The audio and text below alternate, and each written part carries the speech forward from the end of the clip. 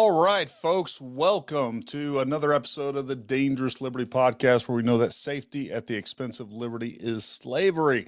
Hope everybody's having a great Monday. We got a lot to cover. Welcome all you beautiful Americans out there. Look forward to talking with you. We got some great guests. Of course, we got the venerable Marcus J. Allen. He's been such a huge benefit to the channel, and I think a huge benefit to the discussion. So it's been great to have him on. We'll cover some rules and stuff here in a little bit, but really comes down to make sure you guys are respectful over in the chat. Been busy this weekend. I had a little break, I guess a mental break. Not that kind of mental break, but a mental break from this. I actually got to teach some firearms courses this weekend, also training some great Americans. So I have been playing catch up today, catching up on all the new stuff, new theories, as well as going through all the many emails that you guys are sending. But what I'm gonna do right now is I'm gonna go ahead and bring on Chris and Marcus. Guys, welcome to the show. And What's up, everybody? Marcus, how was your weekend, buddy? I think you're looking at it. Feels like it's just like zipped by because I'm so obsessed with what's going on. I want to get this right, and it's like on one hand I feel ridiculous because I feel like who am I, from my computer, in San Diego to break this case? How far can I really get? But on the other hand, it's like, looking at what other people are coming up with, I think what we're putting out is actually very valuable. I think we've been ahead of the curve in many ways, and we haven't flip-flopped on a lot of things that other people have, and we've stayed firm, and it's turned out to be right. But now all this coming out with this being a date where he's supposed to show up in court, there's more postponing. Candace has a lot to say as far as official sources, but I'm not sure what she's what she's saying, because the source she's saying is still anonymous, which I find to be very suspicious. We can talk about that. But I just want to get this right. So my weekend's kind of zipped by just obsessing about this case, really. No, I'm with you, and I agree with you. What I can tell you is that, once again, you and I and everybody else involved in this, and many channels, it's not just us, have covered this and have provided people with more information than any of the news channels by far. So, no, I think what we're doing is important, and hopefully we can continue to do it, and hopefully we can continue to find answers, and we'll see what happens. Chris, welcome, man. Glad to have you Gary. on. If you will, just take a minute and just kind of introduce yourself to everybody, and we'll kind of take it from there, man. Yeah, what's up, everybody? Dr. Chris Shiflett. I'm a medically retired Navy SEAL from 2001 to 2017, and went back to school and got my doctorate. I'm a functional medicine practitioner. I work with a lot of veterans, first responders. So owner of Trident Elite Healthcare and CEO of Never Out of the Fight Foundation, which is a nonprofit organization designed to help veterans, first responders, teachers, and others get help that insurance otherwise maybe wouldn't provide, things like that. So I jumped on this pretty early on just because of the impact of how big that I feel like this situation was. Unfortunately, I don't have the bandwidth to do some of the things that Gary and Marcus are doing, so I appreciate everything that they're doing. But I had some good chats with Gary, and I think I have some information that I can bring of value to. So glad to be here and looking forward to the conversation. No, man, welcome to the show. And like I said, when you kind of reached out to me and I ended up having a phone call with you, originally I really had no idea exactly what you believed or didn't believe, and I didn't really care. What I wanted to do is kind of just talk to you a little bit and make sure that, at least from what I could gather, and I feel like I have a pretty good BS meter. And you were at least earnest, and I thought you could bring kind of a different perspective to kind of everything going on. Sure. Real quick, folks, we are about 5 minutes in, and people are still showing up, but just kind of laying out some rules for you guys and how this is going to be formatted and go from here. Everyone in the chat, make sure you guys are respectful. Real simple. We're all fellow Americans. We deserve respect, and we're going to give it to you. Please give it to us and give it to people out in the chat as well. Don't type in all caps. I'm going to get away from putting you in timeout. I told all my moderators, don't put people in timeout if they type in all caps, but I will tell you that I'm generally going to ignore anything in all caps. No cursing, not because I don't appreciate it. I do. I don't want to give our social media overlords any more reason to censor us. Several of our recent podcasts were after the fact demonetized, which again, I don't care about the money. What matters to me is the fact that if it's demonetized, it is censored hardcore, meaning that it's not in the algorithm and it's basically pigeonholed. You can search some of those things, but it is frustrating to see that when, especially since we're making a lot of effort to be careful about what we show and be sensitive not only to being censored or giving YouTube a reason for it, but also just, there's no reason to show some of this. All of us have seen some of the worst stuff.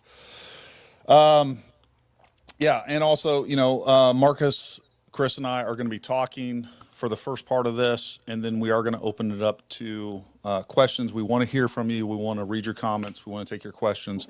We will prioritize super chats, but I will try to answer as many of the live chats as possible. And lastly, this is a live, so it's not well polished. Things, you're going to bring up stuff that we weren't prepared to answer. We might have to go searching for some files, so just be patient with us and join in on the unpolished version of what we got going on here. So, Chris, if you will, just kind of a synopsis, lay out kind of your take on things, what you see going well with this investigation, what you think is worth criticizing, and, we'll kind of take it from there.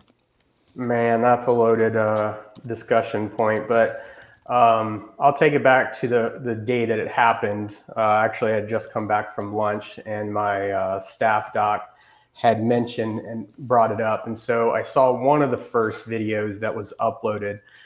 And immediately I started trying to analyze that, from the military days. But when I first saw it, honestly, there was a moment in there where I thought he might have been shot twice, or been shot on the right side, because there's a jerk that happens in his movement.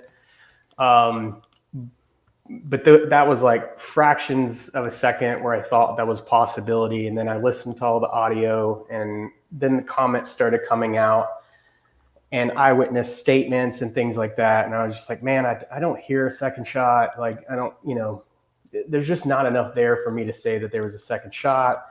Then I know people have come out with the theories of timing shots, and being a sniper myself, I'm like, man, if you understand how difficult it is to time those shots, it's not that simple. So, right now I'm going with the single shooter theory that you guys have been talking about for a lot of the same reasons that you guys have already discussed.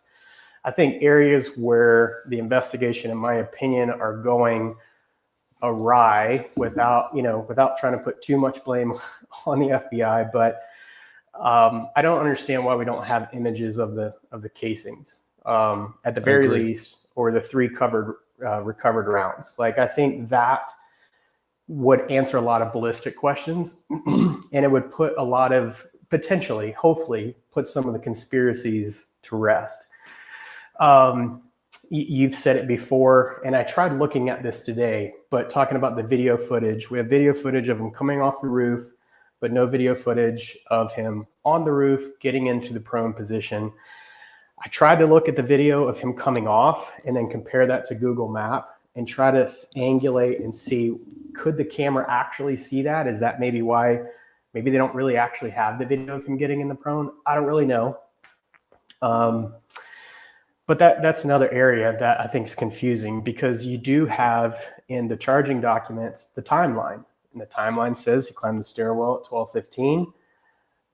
Ran across the roof, got in the prone position at 12:23, took the shot at 12:24. So we have those charging documents, but no video evidence to go with that. So one way that I've been trying to analyze this is almost throw away everything that we think might not be true from the FBI, throw away the CCT, and just look at some of the evidence that we have from independent people with their cell phones and stuff like that. Because the likelihood that all these different videos that those people are in on it, it's pretty minimal. So let's assume that information is accurate. We have the video where the kid is recording someone on the roof, and he describes in the video that he ran across the roof moments before the shot. We have video, different angles all over in around that whole scene, that whole day, giving us a lot of information, which we may get to here today, talking about the video that we watched. You had me watch earlier today. So I think there's enough information out there to say, I feel that the shot did come from where they said it came from. So, and I'm assuming we're going to get into that a little bit about some of the other speculations. You've already talked about some of them previously from the right side, talking about the exploding mic, all that sort of stuff. So that's where I'm at on it. Yeah. Marcus, you have anything to add to that? I think Chris actually did a really good job explaining it from the beginning in a really concise way. And that's one thing I think all of us differ from a lot of the other channels. Being with coming from a tactical background, we know how improbable it is for a second shooter to time their shot and how sloppy that would be with someone as chaotic and unpredictable as Tyler being a patsy, and that being more improbable than trying to figure out how ballistically this is possible, perhaps with an old 30-06 round from his grandpa, to etching the casings, to sloppily putting on the scope. There's just a lot of sloppiness that I would rather dig into and try to figure out how plausibly we could explain this kind of ballistics and this trauma that we see, which is bizarre. It's the hardest thing by far to accept, but it's just easier for me to accept than a second shooter, some professional team that was timing their shot with this unpredictable kid. And so I want to explore that with you guys, and I also want to talk about other voices right now in the space, like Candace Owens, who are coming out with a lot of what I believe and what a contradictory, I feel is emotionally charged. I know I'm saying, I don't like that word feel, especially when we're getting into our investigation hats. I want to try to just keep it facts. But, we are humans, and I think I'm not going to deny that I'm going with my instincts, which in a lot of things. And I'm having faith that when I throw that out there, I present my perspective to you guys and in front of the audience, that the truth will be found. I'm not expecting for me to know it all. I'm just giving my instincts and putting my opinion out there with you guys, and I have faith that we're going to get to the truth. Well, I think it'd be fair to say, like, your interpretation of the evidence that you see so far. But let me ask you this, Marcus. And I think I know the answer to this, given how much you and I have talked offline. If you saw evidence that pointed to something other than the current narrative, how would you react to that? You're not just going to blindly follow the current narrative. And look, here's what I can say for sure. I think we can agree that there isn't enough evidence that we've seen that can definitively say that Tyler Robinson is the shooter, right? I would say that what we can see from the evidence that it points to him, and what I also say is there's a ton of evidence that we can quantify and look at and come to a plausible conclusion that it rules out a lot of these other possibilities. Like, given the evidence, there is, to me, there's no chance that there was, a shooter off to the right. Basically, it's 4 o'clock. That keeps coming up a lot.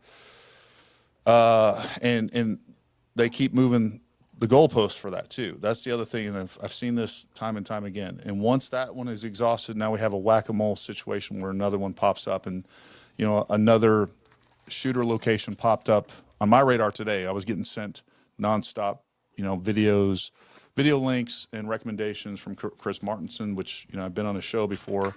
I like Chris. I respect Chris. Dr. Martinson is a really good communicator. He's a great guy. I don't know how he goes from saying, hey, this is a 10-degree angle, and, if it missed him, at a 10-degree angle, if we knew exactly where Charlie was, it would go here and would miss his spinal column. Number one, there's no way to know exactly where Charlie Kirk was underneath that tent. We don't know his exact orientation. Again, if a 10-degree angle is going here, literally this changes that angle as it is in relationship to my body. It goes from not hitting my spinal column to hitting my spinal column.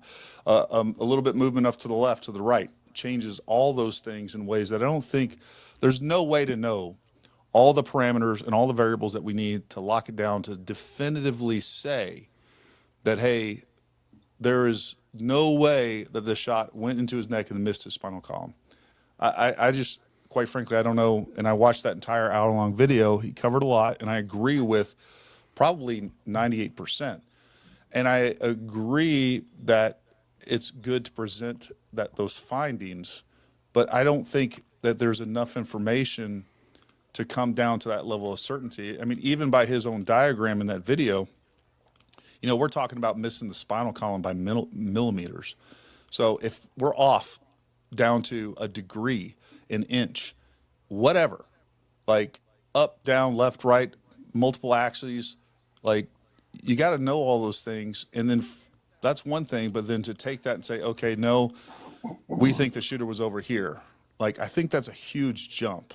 And I'd welcome, and if I'm getting something wrong, I would welcome him to come on and talk about it. I'd love to hear about it. And again, he's a smart guy. He's good. He's a good communicator, and I think he does a great job. But I just disagree with him on that completely.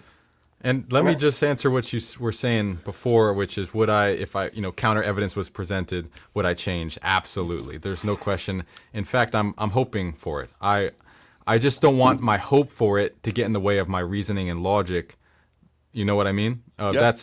That's what I see is happening a lot, in my opinion, is most people are hoping so bad for this to be a conspiracy that any slight thing that pops out that could be a life raft to their I'mRight.com kind of opinion, they just go straight there. And I want to resist that as much as possible.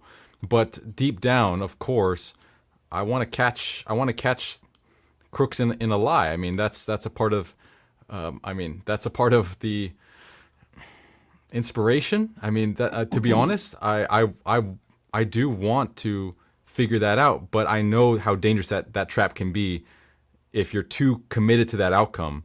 Yeah. That it can blind you. So I just don't want to be blinded. Well, and I just think that people, when we sit here and we say, hey, this, and this, and we're rejecting this idea or that idea because of evidence, I get it. The perception is like, oh, we're just following the narrative. We don't care about the narrative. And Marcus and I haven't talked to Chris yet about this, but look, I'm telling you, I don't believe the government. Like, the government has definitely lied to us. We enumerated them many times, from MK Ultra to different tests that they've done on the American people to, like, going back to JFK.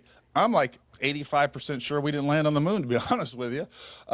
There's a lot of things going down that like, I believe 100% that the government regularly lies to us. I don't want to get into the moon landing. That's beside the point. That would open a can of worms. I think if I could give my opinion, I think it's gray. I think the lies are mixed in with truth. I think we landed on the moon, but they faked video. And that's what they just throw us off. Oh, dear God. Constantly. We're going down rabbit holes. If you look on the moon with the telescope, there are objects there that reflect light back at us. Someone put them there. Well, yeah. But I do think they fake some video. Something put something there. Okay, well, we could really then we'll say this for another day.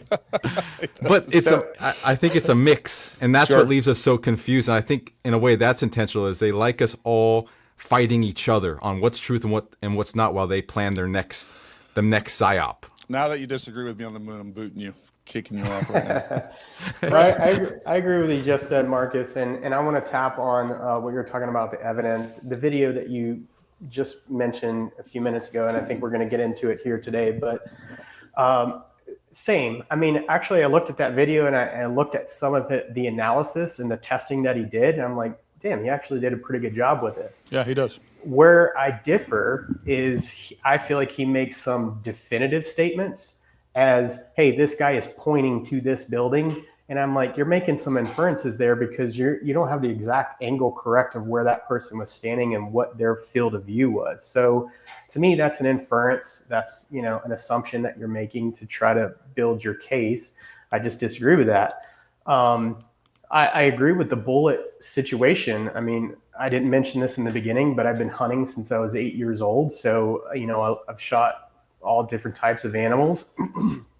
And the bullet situation doesn't make sense to me, but I didn't hang my hat on trying to figure that out because I have seen rounds do things that you would never expect them to do. Sure. And so I just said, okay, because I don't have any evidence of the actual round that shot, I have to leave it alone, because until I have that piece of information, it's just too hard to say what actually happened. So I kind of left that alone and started looking at all the other evidence. And then I started taking all the different theories and compiling that stuff the same way FBI, CIA does it. You know, they use analysis of competing hypothesis and profiling and these different things. You start plugging in the data points, and where they cross is where the evidence actually is. So some of the stuff that doesn't make sense, it's still good to listen to, because then you can take that and try to find some sort of triangulation where they cross, and then come up with a reasonable conclusion. Well said. Yeah, and I do think, look, I think it's really important to go through some of these things that people are saying and debunk them, if it makes sense to it. Again, where I always start, somebody like we had Zeb on, we've had other people on.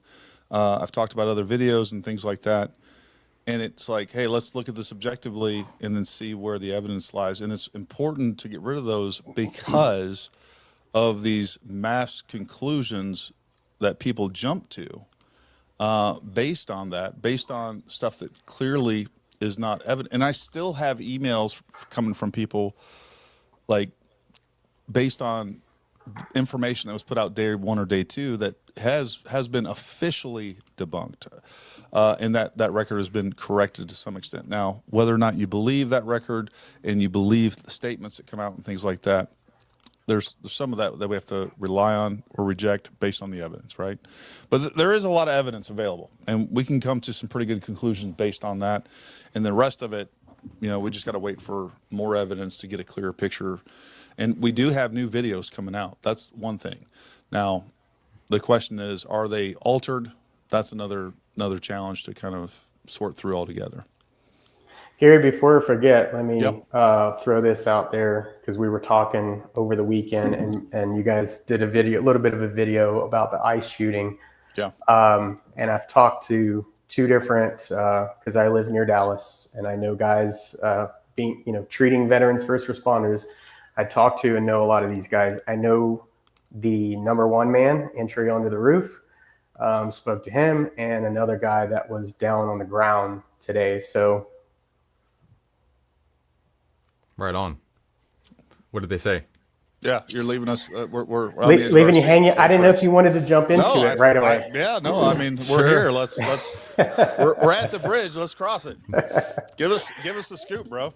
So number 1 man said for sure, if the guy had actually been staged and ready for them to make entry onto the roof, they would have been dead. And the other guy on the ground that went into the building, he said those bullets not only went through the vehicle, went through the glass and penetrated 2 walls in the building. So he was saying, I mean, if the guy would have just waited until daylight, I don't want to give too much information, but let's just say that they were not prepared for that event. So if he would have waited, he could have actually done the kind of damage he was really trying to do, and there would have been almost not very much for them to defense. The one good scenario is that there was a team planning to do a hit somewhere else. So they basically had 2 rigs all ready to go, and they just shifted gears and went over to that. Now, was that BORTAC? Those BORTAC teams? Yeah. Yeah. All right. Cool. I mean, there's nothing beats like on the boots on the ground, and that's cool that you have friends connected to can share that. It's kind of a vulnerable thing to say. I mean, nobody wants to admit that they weren't prepared for something, but I can tell they're being honest, and that's how we improve. So I respect them for that. Well, and the other thing is looking at the commonalities between that incidents. We talked about Crooks. Now we're talking about Charlie Kirk's situation. And the evidence that's come out, right? We've seen those rounds that were marked up in the ICE shooting. So why haven't we seen that in the Charlie Kirk shooting? Okay, that's a solid question. One plausible answer, and again, I'm not trying to give the FBI any leeway here, but that kid shot and killed himself. Like, case closed. Nothing's going to trial. And so it's easier to start putting out information at that point versus a case that's hopefully going to trial and there may be some, tricks up their sleeve that, they have something that we don't know yet. There could still be unknown repercussions for something that they could not foresee by putting out the information early as far as the results of the case. Sure. Which is interesting. Yeah, and again, not trying to give them leeway, and I don't think by showing the bullet you're going to kill your case. I think it would benefit them because I think it would help put to bed some conspiracies, but that's just my thoughts on it. Yeah, I think the problem with that is I'm not sure that they care. And I do think, and we had a commenter on a couple days ago, one of our not the last live stream, but I think the one before. And I thought it was interesting because I didn't know this. She shared with us the fact that her sister had been murdered, and it was a capital murder case. So they were going for the death penalty, and they didn't even share any of the specifics with her family. So they were very tight-lipped, given that it was a death penalty case, and I think they're approaching this in that manner, right? So I don't think we're ever. Well, I hope we will eventually, but at least in the interim, I think they're going to be more cautious because of that. I would like more information. I know everybody else out there would like more information. Comparing and contrasting to what we got from the Butler FBI, right, in the Butler case, we've gotten 10 times more information. Now, you guys can be the arbiters out there that are listening, whether or not they're telling us the truth or telling us a lie. Point is they're talking. We got almost no information, whatever, for weeks coming from Butler. And we still don't know what was going on with Crooks. We still don't know so much about that kid.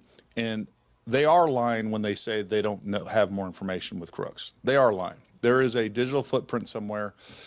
And I am very suspicious of that event. And I do think that there's potentially some entities involved. So take that for what it is. Folks, I know that we already got many super chats over there, and I promise I will get to them. I kind of want to just to keep the conversation going. We will get to the super chats and many of the other comments and things like that. So Gary, just to maybe touch base with you as far as an agenda for tonight or schedule events. Is there anything that you want to hit today, like that you personally have besides the peak prosperity thing? Do you want to expand on that? Do you want to go further into some of Chris's points and what we disagree with or not? And do we also want to cover what Candace is saying now? Yeah, one of the main reasons that I wanted to schedule something for today was specifically for Candace Owens. Last week, we kept getting these little dribbles of information, and she basically, at one point, I know in one of her shorts she put out, it's like, I hope I've earned enough trust. I promise you're basically going to get proof. Don't quote me on this, but something along those lines on Monday. So I was hoping that we would have something definitive. I have been trying to keep track of that. I was also creating a video, uploading videos, and getting prepped for this. So I'm definitely behind on that. I don't know if there's something specific that she's put out with receipts, because that's what she was basically saying. And I'll be honest with you. This is what I said last week, and I said it again. I like Candace. I've always liked Candace. I've always seen her as a truth teller.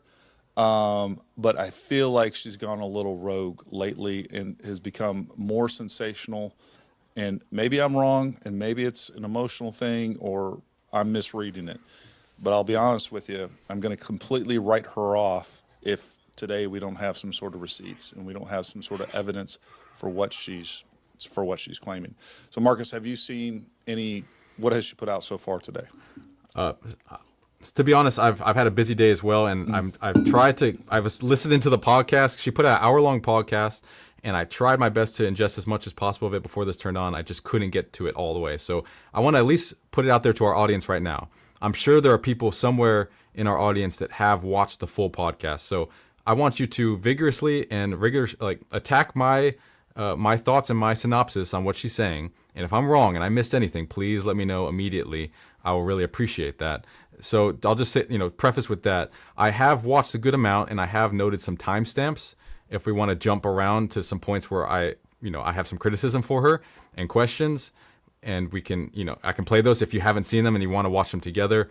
I have 5 timestamps, in the first half of her of her program that I have some issues with. So basically, she hasn't come forward and been definitive about this source. She's saying, left you on a cliffhanger, and I didn't mean to, but the source I vetted, and basically they're saying he didn't do it, and now their family's saying he didn't do it. And I'm like, of course their family's saying he didn't do it. Have you ever dealt with a criminal who's facing the death penalty? They'll say anything. So of course that's the extent of your source. If I'm wrong, if I'm missing something, please let me know. But that's all I'm hearing is she's saying, I have a source, I vetted, they're saying what I agree with. We both went to imright.com and both found the same thing, and now he's my best friend. And I'm like, come on, that cannot be the extent of what we've been waiting for. All right, so it sounds like we'll kind of dissect what she actually is saying today and maybe cover it tomorrow or another day or something like that. But yeah, hopefully we'll get some more information out of it. I'm looking at today's podcast on YouTube, and it's 56 minutes long, and there's I don't think it's worth going through tonight. I am going to throw up this super chat because it's relevant to what we're discussing. It says Dr. Martin's theory about the angle of entry 10 degrees versus 20 degrees also implies that the angle need to be more steep for it to enter the thoracic cavity, as there was no visible exit wound. That's fine. I understand that. I still have a problem with him coming up with such specific angles.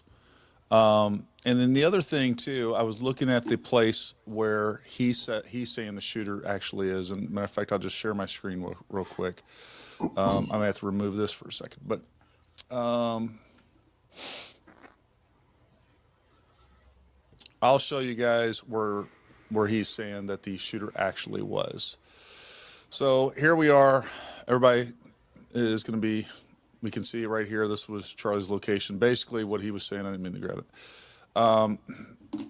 Basically what he is saying is from this perch right here. This is where he's saying somewhere around in here through these trees. Now, I don't know what the angle of this actually is, because my concern with this, and there is drone footage, I'm not 100% convinced. There could be. I'm not 100% convinced that there was a line of sight, because this is a steeper angle. And I'm concerned that the tent would actually obscure Charlie's location. Again, this is a big angle deviation from what we're seeing to begin with. And I'm not 100% convinced that this even makes sense for a lot of reasons. What I do think that it is illogical to jump from, hey, the angle's slightly off based on my calculations, that I don't even, again, we don't know exactly where Charlie Kirk was. We don't know what orientation he was. What I can tell you too, and I showed in my video, is like even the tent itself wasn't completely square. It wasn't centered in this space. We don't know where his chair was oriented degrees wise in relationship to the shooter and all those other things. So I think there's some significant challenges with what he's saying just from that aspect. So I don't know. Chris, I know you said you had some other things that you kind of wanted to go over that you went through, right? So yeah, you have my screen pulled up here. Yep. I'll try to get to that image real quick, because it's already been covered in Andrew Bartholomew's video. Let me go get to it. So this is basically the rooftop that he's talking about right here. And so my thought is, you got all these kids standing over here on this platform down here. Yeah. Right. And then this is looking, back towards Charlie this way. You got all these people right here, and you're telling me that none of them could see up here if there's a shooter up there, especially if he were to get up and take off running. Because if you go back to your Google Earth view, there's not a lot of levels up here. So this is basically what you see, what you get right here. And there's no, at least from what I could tell, but only from Google Earth, it'd be cool if somebody knew how easy is it to access this roof versus the other roof. I I will say off in the distance over here, there is a parking garage. So if he could transfer from one roof to that parking garage, he might have a getaway point. But how do you not get seen right here? Well, and from that, number one, that's significantly closer. I'm going to remove this and add my thing back here. That is significantly closer. Let's pull out a ruler here and check that out. So it's basically from here to right there. Now we're 140 feet. We're talking 50 yards. This is 50 yards. Like a gunshot from this location would be so clear, and it's not nearly as obscure because, again, from his location, Charlie's location, back to the original, where Tyler's supposed location is, that is, at least from there, you kind of, we have audio and a bit of visual kind of obfuscation through here, right? So you're shooting through trees, all these other things. If we're saying that basically that this is a professional shooter, which I think is kind of the inference here, like that really causes some problems. Let me make sure that this is right. So right there. So it's 218 feet. I don't know why. I guess it's because I had it at an angle. But either way, we're basically talking about, 75, 80 yards here. And to me, that's a problem because that is a really short distance, and all of these people would immediately look up here. Like the report of that gun would be so much louder. Again, it gets a little slippery when people start talking about, that I guess again, now we're dealing with probably the answer would be, hey, it's suppressed, and Tyler's the patsy that has the synchronized, shot that is going to be a distraction. I don't know where to go with that, because that's the problem with these theories is another one pops up, and what they've done is they've kind of, all right, we're gonna make this a little bit more weird and come up with these theories, additional theories on top. Not only do we require a second shooter, we require a second shooter that has a suppressed weapon that is shooting from a different trajectory. And we just make it more and more and more complicated. The more complicated it becomes, the more improbable it becomes. And only one round hit him. So which shooter hit him? The patsy or the pro? Well, the pro. So if the pro hit him, yeah, then the crack to bang that we can hear on multiple videos that measures out to pretty, obviously it has a margin of error, but it's way further out than all these close by locations that the other people are saying. It's 90 meters is from the one that we did last time, put us right on the alleged location that is aligned with the official story. So there's that round and that sound signature and those physics, we can't negate that. Yeah. Well, and I agree with you. That crack to bang, you wouldn't have that at an 50, 60, 80 yards, whatever it is. You wouldn't have that same, because it would be muffled over by the initial crack. But also, again, I reference Andrew Bartholomew's video. It's an hour and 9 minutes. He walks all around that campus. He was standing right there with the best audio that we've heard. Yeah. And none of them look up right there where the shooter would have been. Yeah. Yeah, and I pointed that. Even if it was suppressed. Exactly. I pointed that. Well, and that's the problem is most people don't really understand what a suppressed shot is. I played a video a couple shows ago, I'll say that, where I was shooting suppressed. I showed people what that looked like, what that sounded like. It's not as quiet as you think, folks, and most people would hear that. So it's not like the movies. It doesn't go, psst, that's just not how it works. You got anything else on, you got anything else on that, Chris, that you wanted to hit personally? As far as that angle and all that, no. I think maybe I had another video down here.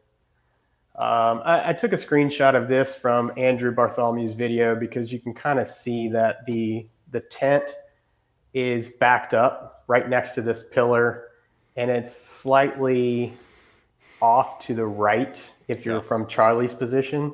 Yeah. just to kind of gauge roughly against that backdrop, where was he sitting? And I agree with you. I'm not 100% sure if the line of sight works out. I'm not, it's too hard to say. And are just for me to be clear to understand what people's counter theory is, or what Chris's theory is if there's a second shooter, then that shot that we hear, and they're saying the second shooter was closer and shooting some suppressed weapon that had little to no sound signature, or would have been completely concealed. Was that live shot? Was that a blank? Do they think that was a blank? Well, he never actually explains that portion in the video. No, he doesn't. He doesn't cover that at all. I just think it's crazy that you can propose something so crazy and then not handle all the tertiary, basically issues that pop out with that, which is if you're proposing a second shooter, then what we hear, that loud crack, do they think that's a blank that the patsy shot, that was unaware they were shooting a blank or something? That it's like, it sounds crazy just saying it, but that's what you're proposing, is it not? Am I missing something? That's pretty close to what he's saying. And again, there's a lot of detail that's left out of that, unfortunately. But yeah, you create so many more questions than answers by just proposing, like just throwing out there. And that's what I hate, is people just throw out their second shooter. That explains everything. It really doesn't. It's more complicated than it is trying to figure out how this official story could possibly happen. And that's what I need to hear, that counter. I need people to extrapolate it out. If you're proposing a second shooter, okay, then the patsy, what did he shoot? A blank?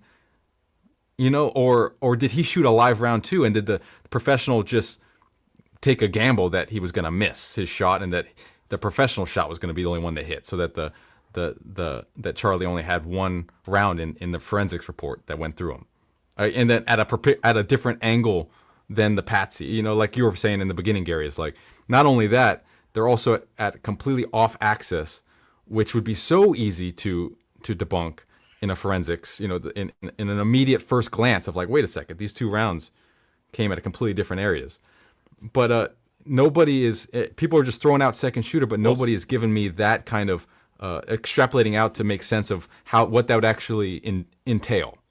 Well, when you say, hey, this is going to create a contradictory trajectory, the follow-on to that, and this is, again, one of those slippery slopes and just a kind of a slippery fill for this, is now, well, it's the government. They're the ones investigating it, so they're going to not mention that or bring that up at all.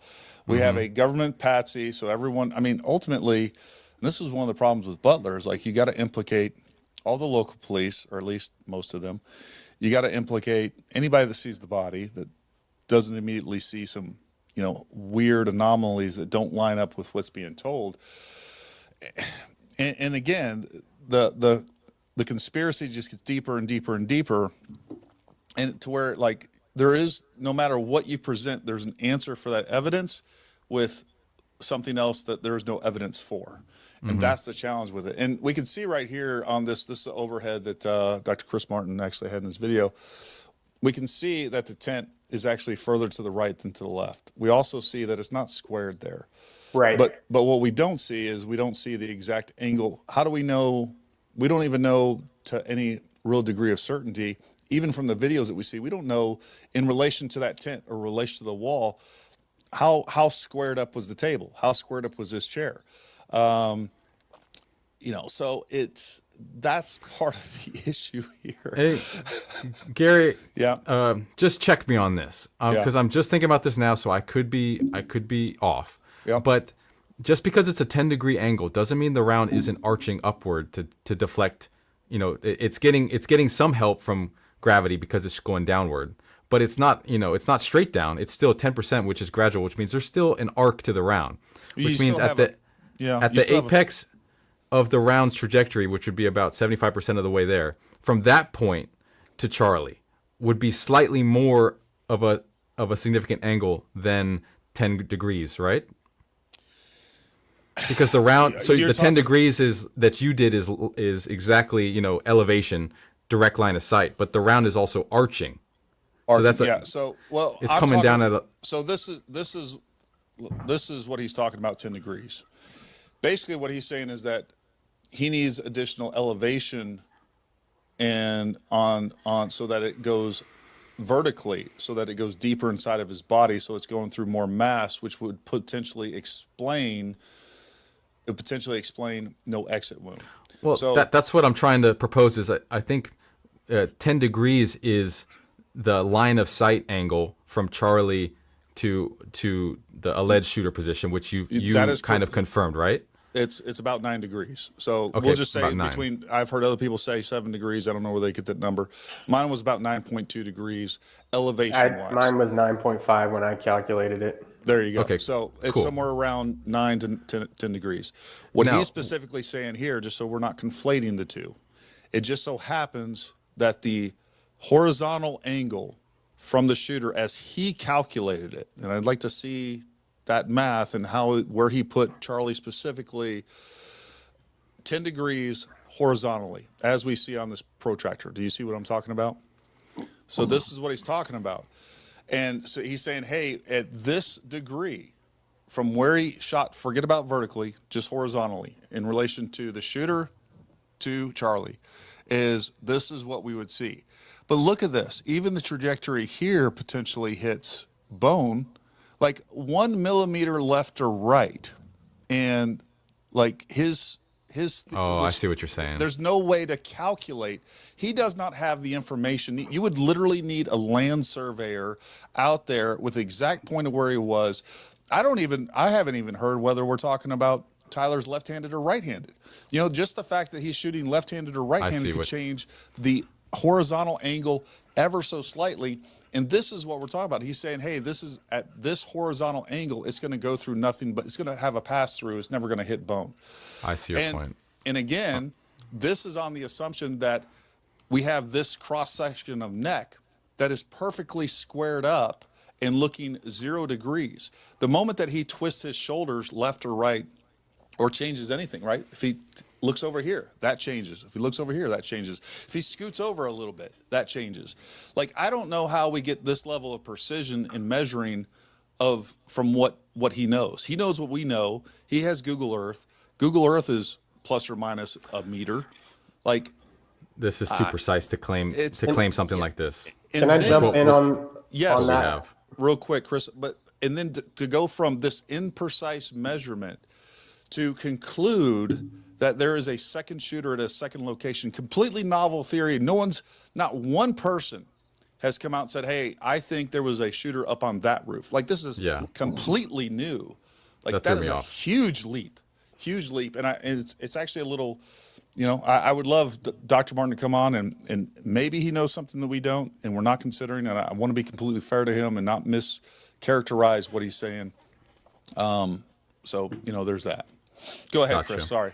Yeah, so in the video, he does say how he arrived at that, which is he took the Google Map angle, and then he is making an assumption that the table was squared and that Charlie was looking basically straight on. So that's where, and then he drops a protractor from that point and says, based off of the angle from Google Map, that's how he gets the 10 degrees.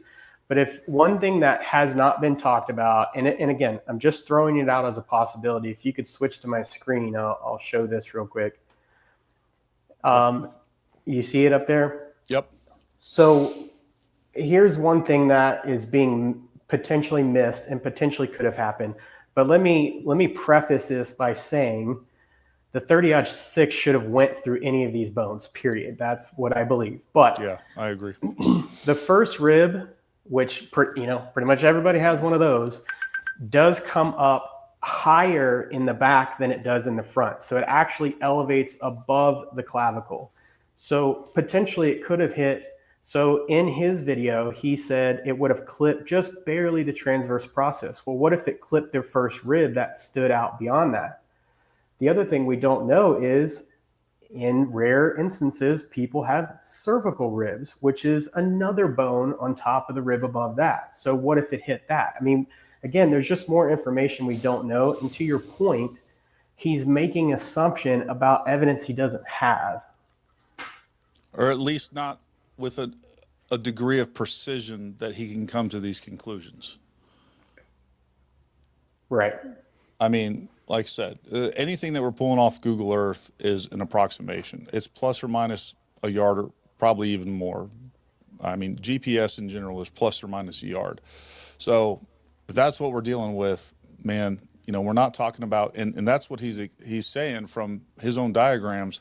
We're talking about down to the millimeter of whether or not that bullet cleared his spine or had a pass through. And I just don't know how he can say with any sort of confidence that even is close to correct. I don't get it. Yeah. Yeah, I agree. But so you're talking about vertical. Is it worth having a conversation about? I mean, you're talking about horizontal. Is it worth having a conversation about vertical angle as well, or is that a separate, from his theory or hypothesis? I don't think it's relevant to his theory. Ultimately, that is the foundation of everything. We could say, hey, of course, every trajectory has a parabolic arc, right? Anything past like 5 yards, we're going to have a parabolic arc that we're moving. All right, that's a fact. So there is going to be more of a downward angle, but again, we have, I bet between 0 and 140 yards, we're probably talking about 10 inches, 12 inches maybe of an apex. So I don't know.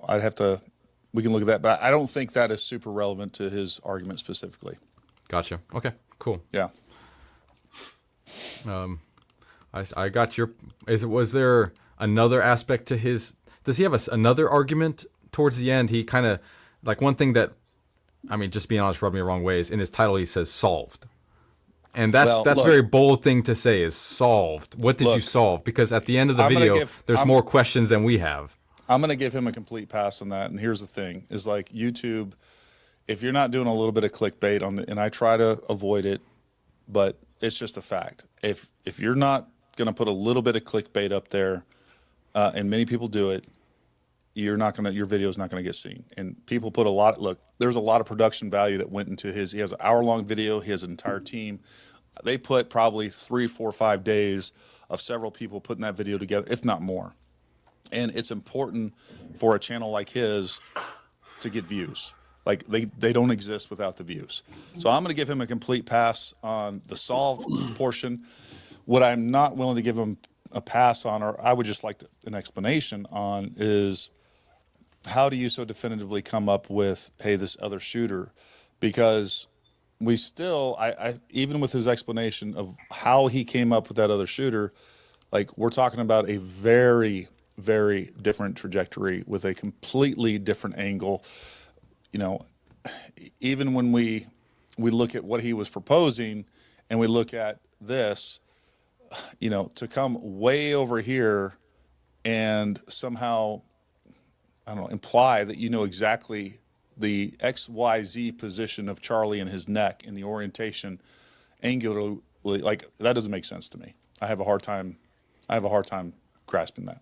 Like, he also admits in his video that he's working backwards. He says that basically the ballistics don't work out in his mind, and so he created a theory where the ballistics do work out. And so based on those degrees, based on that angulation, it could work out in terms of the ballistic and entry and all that stuff, and explain that part of it. It just doesn't explain the whole picture, and it completely ignores things that we've talked about, crack bang. It ignores people on that railway right there that would have, again, even suppressed, would have heard that. It just ignores other things that we do know. Yeah. Well said. No, I agree with that. Chris, did you have anything else that you wanted to kind of address on that? The only other thing in this video specifically that I would make an argument against, you and I talked about this earlier, is the decorticate posturing. Yeah. And let's see. Oh, I'd like to know your opinion on that, being a doctor and a chiropractor, and you have way more knowledge than me as far as the body's reaction to different nerve damage and things like that. So I would really be curious to know about your position on the decorticate posturing, Chris. Versus decelerate posturing, all of which I had no idea those two words existed until 3 weeks ago. So, I mean, there's, it talks about it a little bit right here, but specifically, you got to have, one of the things that we don't have in decorticate posturing in the case of Charlie is extension of the legs. We have the video, we see that his knees are still bent at 90 degrees. And even in Dr. Martin's video, he shows the definition of decorticate posturing. And by definition, you have to have extension of the legs, which we don't see. The one thing that will happen absolutely every single time is startled defensive flexion. Just whenever you impact a muscle with that much velocity, you activate the Golgi tendon, you activate the muscle receptors, and you get a reflexive response with that. I'm not saying it's not decorticate. I'm not saying it didn't hit the spinal cord. But again, if we go to definition, decorticate posturing, you have to hit the midbrain. But look how, the brainstem or the midbrain, which is way up here, look how high up it is. It's nowhere near the entry. Question. Does it have to hit directly, or can it be concussive, like getting knocked out? Or even what we talked about, Chris. I actually think that the hydrostatic shock wave would actually, again, all we're doing is pushing fluids, and they're going to take the path of least resistance. So we've already passed through, most likely, the carotid artery and the jugular vein. That alone, that blood that's in those tubes are now going to be moving, 2,400 feet per second, whatever it was that they hit them with, back into the brain and potentially cause massive brain damage just through the hydrostatic shock wave, as well as spinal column and everything else. I mean, that's some pretty sensitive materials. That's why God gave us armor around all those things, to protect us from back in the day when we used to hit each other with sticks and stones. And I've seen fighters and things, when they get hit, their legs go stiff and arms go stiff, and they just, getting caught on the chin. Right? Is that not the same, Chris? So what I have right here on the screen are these events that could cause that decorticate posturing. So large, you can read those: hemispheric stroke, intracerebral hemorrhage, subedural epidural hematoma, mass effect tumor. So there are a major hypoxic ischemic event, which in this case, this injury to the carotid and jugular vein was pretty damn close in my approximation. So going back to what we were talking about earlier, Gary, could it be possible? So I tried to do a little bit of research. And one of the things that Dr. Martin talks about in his video is the timing, 1/10 of a second. And could we get that from just the concussion or the cavity, if you will, from the round? Could you get that reaction? And based on stuff that I have found, not in that amount of time. And so it's too hard to say. I don't want to say it's not, I don't want to say it's impossible. I'm just saying, when I looked at events, we have a unilateral carotid jugular hit. That would not be enough to create, if we're going with hypoxia ischemia, that would not be enough in and of itself, because you have the whole other side, which is designed to pump blood to the brain in the event that there's damage to the other side. So I don't think it's enough to cause that in and of itself. And then, we look at the brachial plexus. That was definitely hit. The brachial plexus comes out right there. That was definitely hit. Could the damage from that be enough information to the brain to cause that type of decorticate posturing? And I say no. Cervical spinal cord, no, it's just not, there's not enough there, because you don't get enough CSF overpressure by just hitting the spinal cord itself. It has to be higher up, or it has to be a massive, hyposchemic or ischemic event, the things that we looked at above. That's my thoughts on it. So a possible deflection off possible body armor up into the brain cavity, cranial cavity, would potentially cause that, right? Sure. Let me ask you this. Are there any studies where they've identified what decorticate posturing looks like if they're sitting in a chair. Would that be different? And, I guess that's kind of what seems a little anomalous about his knees do snap together, like within like one frame. They go from outward to in. They don't extend, but they collapse. So is that different or separate, or it's different? Different. By definition, if you're going to use the medical definition. Now here's another thing I will say. Nothing is 100%. Even when we give diagnoses, there is not a single person that matches that diagnosis and all the checklists that go along with it every single time. It's just not, there is no such thing as 100%. So could his body have done something different, but it still impacted the brainstem? Yep, could have. So I'm not going to say again that it didn't happen and that's not decorticate posture. I'm not saying that. But I am just saying definitively, and I did have a video on this, but I couldn't put it together, a hunting video with a shot and talking about, Marcus, what you just said, the legs coming in. If you watch an animal being shot, that same thing, they collapse in like this, which is kind of what happened to Charlie. He kind of collapsed in like this, sort of. I mean, I'm over exaggerating a little bit, but that's a reflex response to the amount of energy, trauma, the instant nature of it. I mean, that's just, gotcha. There's not enough there for me to say that is 100% decorticate. And then if you take that a step further, that's what they're using as their narrative to say he was definitely shot right here. That's the narrative. So if you take that away, then that narrative falls to pieces too. I see. So besides what would be the other opposite end, or just a different diagnosis? Like there's other, I forget the pronunciation, the separate posture. Yeah. What is there another explanation that matches more closely, Chris? No, because so we talked about this earlier too, but in deceberate, the arms go the opposite way. So you still have leg extension, but you have arm extension, and you have that going down. So deceberate doesn't fit either. Does anything fit from your experience? Is there something? Is there a type of diagnosis that we haven't heard of or thought of yet? I mean, as far as like if you want to classify it into a single definition, to me, it's more representative of a reflex arc. What would happen when the stretch on the Golgi tendon and the muscle receptors are activated instantly like that? You have a startle reflex that happens.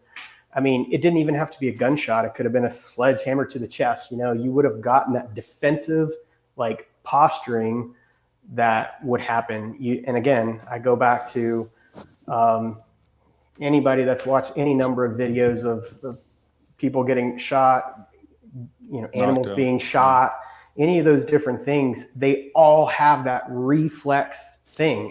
They don't immediately go into decorticate even. Well, I mean, if you do a high shoulder shot on the deer, they pretty much just fall. But well, let me ask you this, Chris, because the argument that I've heard against that is that the difference between that startle response that we see is that he does look like he curls his wrist in. His microphone kind of falls out of his hand, like almost like he has, it's involuntary. He has no more control. And the other thing that I would propose to you is that we do see fighters when they're knocked out do something very similar to a decorticate posturing, right? Where we don't have direct trauma. We have a freaking, they're clocked to the chin and they go down, legs are stiff. We see the arms go up. I mean, watching UFC fights, that definitely happens. I agree with you. How do we reconcile that from, a direct take, something that's definitely saying, hey, it takes a direct hit to the midbrain? Well, I guess the closest I could get to that, if you're talking about, let me see, let me go back up to this image just so I can look at it myself. Sure. But if you're talking about a jaw hit right here, you're sending, and I mean, some of these fighters, man, the foot pounds that they're punching with is pretty massive. and look right where the midbrain, the pons, look right where the brainstem is. Because here's the brainstem. All of this is the brainstem, midbrain, pons, medulla. Yeah. So you're in the zone of, the brainstem at that point. And again, decorticate posturing, by definition, brainstem is, impacted. So could there be a punch to the jaw right here that causes enough force or disruption within the brainstem that causes decorticate posturing? I would argue yes. Could we argue that an internal hydrostatic shock wave would cause as much or more than an external punch? And that cavitation, when we see that one frame where his entire neck and upper head, body is completely like double in size. Sure. That energy's got to go somewhere, and if it just like a concussion to the brain, it could in theory. To me, that's the most. That's what makes sense to me at this moment. Now, obviously, I'm taking into account what you're saying, Chris, because you have a lot more. You have a way better ability to articulate these things. But just comparing to, like Gary was saying, from fighters getting hit, and then Charlie, and then just a concussive hit to the head, upper shoulder area. It seems to make sense to me. I guess I think, to your point, is if we're going under the assumption that the round did not exit, which is based on what we have so far, we have to go off of that, then that means the energy from that round was dumped into Charlie versus a through and through where energy is left with the bullet and only some of the energy is dissipated throughout the body. If we're assuming that the round dumped into Charlie, then that means 2,000 plus foot-pounds of energy was dumped into Charlie. When you have that much energy dumped into the neck, do I think it's possible that you got, just from the cavitation and the shockwave from that, decorticate posturing? I think it's possible. I mean, the short answer is I don't know. I mean, but I think it's possible. I guess your professional opinion on this is we're not seeing something classic decorticate or decelerate. I mean, I think that's kind of what you're saying. That's what I'm saying. It's not classic, but it doesn't mean it doesn't fall under that, because I go back to my original analogy of anything in the medical field, diagnoses, whatever, there is an accepted range. Sure. So there's always people out there that are physiologically abnormal and have different responses. I mean, it's just a fact. No, I find that whole discussion pretty interesting. And I will say, like, I think there has, going back to that 2,000 pounds of energy, I don't see 2,000. I think we both agree if there was a full 2,000 pounds of energy, we would definitely see a exit wound. Sure. I agree with that. And I don't know, I don't think what we're seeing is 2,000 pounds of energy. So to me, it's but he also looks like he's hit with a dump truck, which is why I keep going back to the body armor. Either some of that energy was absorbed externally, and then we have a different ballistics taking place because of that, or we have to come up with an explanation as to why we have a significantly less amount of energy hitting Charlie, and so far I haven't found one. Now, what I will say is, again, as I talked about, I have thousands of dollars worth of ammo, 30-06, different types from low recoil to different rounds, hunting rounds, soft tip rounds. We have a gentleman sending me 30-06 rounds from the 1960s. I really appreciate that. I believe his name is Dave. Awesome. We have, so people are supporting us on that, and we're definitely going to be doing some testing to figure out if the idea that a man hit in the neck with a 30-06 round, I don't think he was hit with a full force of 2,000 pounds. Now, I will tell you, even on some of these low recoil rounds that I do think would make sense, especially if it's, what's Tyler's grandfather taking, or whomever, right?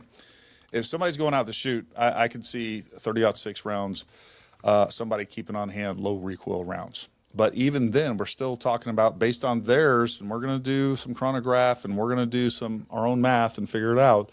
But even on what's on the box, we're looking at 1,600, 1,700 foot-pounds. At at 140 yards. So there's a lot of things there. That is the crux of this matter. That is the greatest anomaly. That is the most inexplicable thing that it's just really hard to understand. Now, somebody was telling me the other day that Martin Luther King was actually shot with a 30-06 round, and there was no exit wound. That is true. The problem with that is, or the difference here, is that Martin Luther King was actually hit in the mandible. And I looked it up, like the mandible's like 10 times more dense than your vertebrae. So that might make sense. Like that's a pretty big chunk of bone up there, and it's attached to a lot of energy absorbing muscle and all the other stuff. So I could sort of buy that, but hitting a man in the neck and not seeing a exit, and that's hard to explain. Yes, it is. It's like that's the thing that I'm most stuck up on, and I'm willing to hear any theory. It just the second shooter theory. I need people to, if they're going to come with that as their explanation for this, to me, I need a really, really good extrapolation of that to make that make sense. We need evidence, and especially people saying that without a tactical background who don't understand the implausibility of pulling that off in a professional way in such a chaotic situation where the variables are just maximally chaotic in an event with an unstable 22-year-old kid who I guess thinks he's or has been brainwashed into thinking he has a real round. Maybe he does. Like all that, those things are like, it's like it's fairyland to me until someone can explain it to me in a way that makes sense. I'd rather talk about how can this official story make sense? Because if the official story is false, and we rule out that the second shooter theory is the most implausible theory to explain this, and that Tyler or somebody did it with a rifle like that's shown, whether it's the rifle that's shown or not, I think we can get somewhere. In my opinion, this is the thing worth investigating because it's the thing that's most likely. And I just don't understand why they would lie about the 30-06 and the rifle and Tyler. And then I want to tear apart that because that to me is more interesting and more plausible than a second shooter theory. You know what I mean? That's the other thing too. Like if we did have a second shooter, right? If we were planning this, number one, I think we'd all agree here. Like if we were professionally going to take out Charlie and we wanted to create a patsy and all this other stuff, we wouldn't do it at an event like this where we have almost no control over the environment. It'd be much easier to find out where he lives and wait till, his security's not around, make an easy getaway. Like there's 1,000 different easier ways to do this. But then on top of that, we're going to do this with a 30-06 round allegedly, but then we're actually going to shoot him with 300 black or 5.56 or you name a 380 palm gun or 32. It falls apart so fast. Like none of that, and then say we hit him with a 30-06, but we're going to shoot him with a palm gun or some of these other guns that would not display the energy displacement that we see.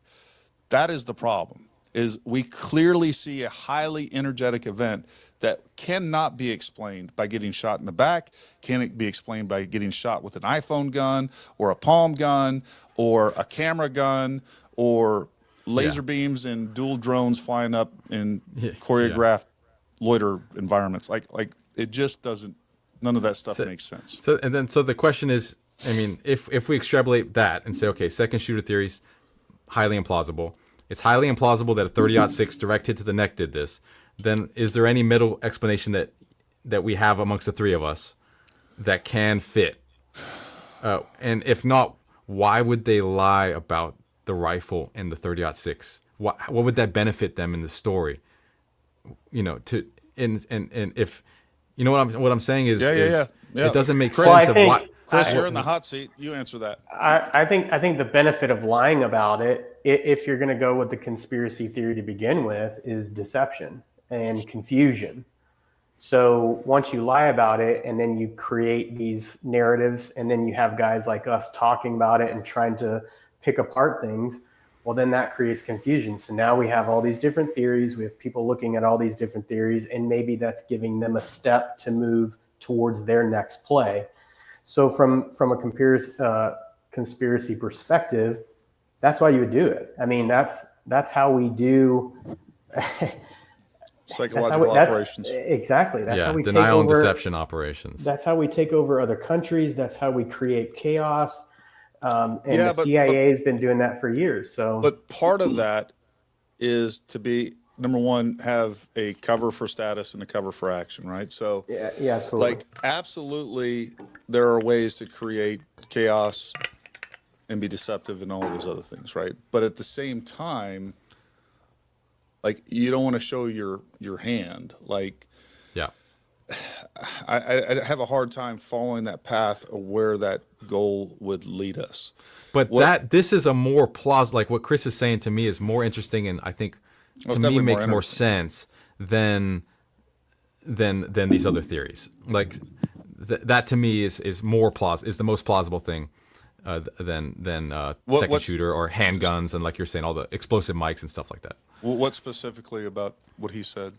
Denial and deception is the fact that there is an incentive, like you said, like the saying, show me the incentive, I'll show you what the human does, or I forget the saying. It's sure. There is an incentive for chaos, confusion, internal conflict, hysteria. It's like an enemy that is separated and dispersed and not united is easiest to manipulate, is easiest to take over. And so there is absolutely, there's every incentive in the world to keep us, the public, the masses, just in a state of confusion. It's easiest to manipulate somebody, a population or an individual who is confused, right? That's fair to say, I think. Sure. I don't disagree. And then if you're going to go down that rabbit hole, then you have to look at who is creating the deception and why. And we have some theories, right? Israel. We've had people mention, even on the right, because the Republicans blocked the vote on the Epstein files, which I dug into that. And what you're being told is not 100% how it happened.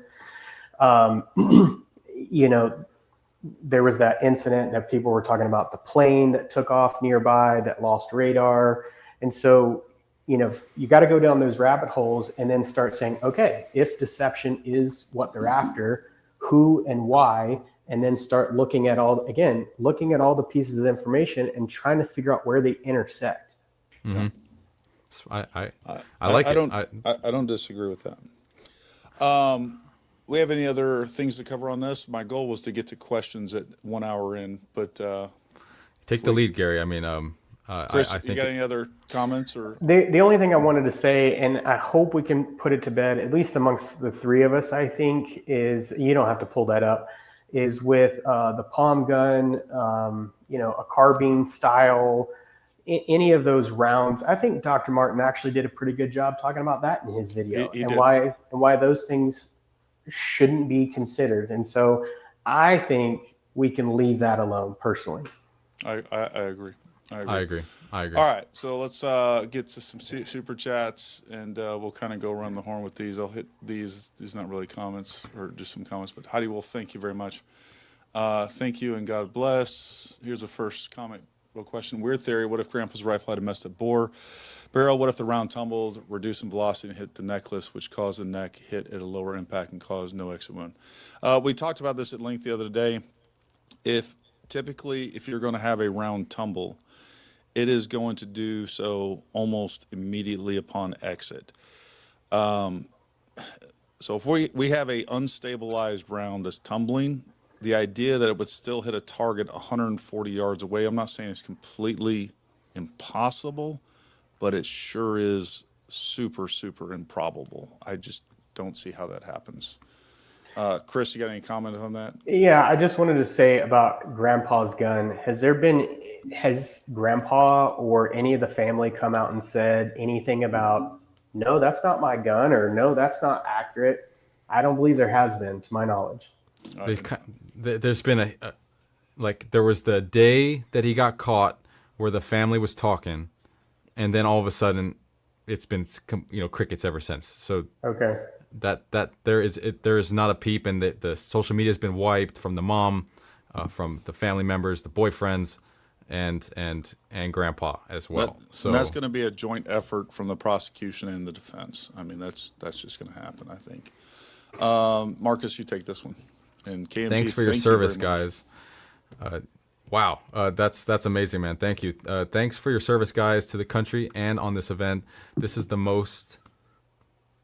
This is the most it will let me give. Wow. My theory is what I said the other night. Bullet didn't exit because of back armor. Exited body, but not his shirt. On the front, possible bullet hit from armor, bullet fragged, and half went up and into the neck. Other half went through body and stopped at vest. You and Gary will definitely be best friends there. I mean, that's his. I mean, a part of me wants like Gary to be right after all this, just because of how convicted he's been since the very beginning, and rightfully so. It makes sense. Like, it's a very, very logical and great way to solve everything, connects everything. Me personally, I can't see it. I just believe I would be able to see clearly the body armor in some image in some way, and I can't. So I'm in the camp still of trying to figure this out and explain it without the body armor. And but Gary has a lot of tests and experiments and content coming up to further give more data on his point, which I'm looking forward to. Yep, and not just body armor, a whole lot of different aspects of the ballistics on this. Chris, yeah. take that one. There's no proof that Tyler was ever on the campus. That's a big statement. That's something that Candace Owen has come out and said as well. From the CCTV stuff, I don't know. And then you're talking about the TMZ videos that were caught from the house cameras and things like that. And at least the initial narrative from the people that knew him is they felt like that was him. Can we say it with 100% certainty? No, I don't think so, but I think it's pretty reasonable based on the information that we do have. Agree. When are you going to show more of your testing? We got a lot more coming. I'm still waiting on a bunch of supplies coming in. I have done some initial tests on some level 3A body armor that I showed you guys the other night. We got a lot more coming. Gary, thanks for doing what you're doing. Your podcast has become the highlight of my day the past 2 weeks. Not kidding. I'm Polish. Charlie was 1/4 Polish. This tragedy hurt me deeply. Well, that's more for Gary. But It's all right. Gary, do you want to say something about that? No, look, I appreciate that. It means a lot to me. You know, the biggest thing that this is exhausting, and it's super exhausting. And I've lost a lot of sleep over all this for many different reasons, right? But what I will say is what I do find very inspirational is the comments that I see were like, hey, you know, like this, like, hey, you guys have helped me. And I think that's where I started, right? I was like shockingly affected by this. I feel like I'm a pretty, I don't know, like, you know, I've been to the military, I've lost friends, I've seen a lot of horrible things. I felt like I was like, if you'd have told me this happened, I'd been like, oh yeah, you know, it'd be another day, and I'd be like sad. But this, you know, there was an emotional response without a doubt. And so it was kind of therapeutic for me, and I'm glad to see that other people are getting benefit out of it. That, you know, that makes it worth it. Chris. Why haven't they released testing on whether or not the gun had residue on it from just being shot? That's going to be important evidence with that. Like, but they're not going to. I don't know what to say. That's you. Curious if any of you are familiar with George Webb, investigative journalist. Would love to see you pick his mind. I heard the name. Can you remind me, Gary? I think you know who he is. Yeah. So George Webb is on Twitter. I've actually talked to him on the phone during Butler. I would love to have him on. I'd love to hear his, like, we definitely have some divergent views on Butler. I assume that we probably have some pretty significant divergent views on this incident, but I would love to hear him out, and I would love to share his opinions with other people, because I think that's how we decide what's true and what's not true and what makes sense and what's not. Why are so many of the belief that feds are lying? I'm not American, so I don't understand the same way as you. Explain more. Well, because our government. I can hit that one. Yeah, I'll let you follow it up. Our government doesn't have a good track record. Whether we're talking about I mean, we can only go back as far as 9/11 when we're talking about weapons of mass destruction and a whole lot, and dragging out the wars in the way that they did. We've been deceived time and time again by our government, going back to MK Ultra, going back to many other CIA and other classified projects that were at a detriment to unwitting Americans. And it's horrific to know that our government has treated us in the way, Vietnam, you name it. There is a myriad, a long list of problems with honesty from the government to the American people. Chris, feel free to follow up on that.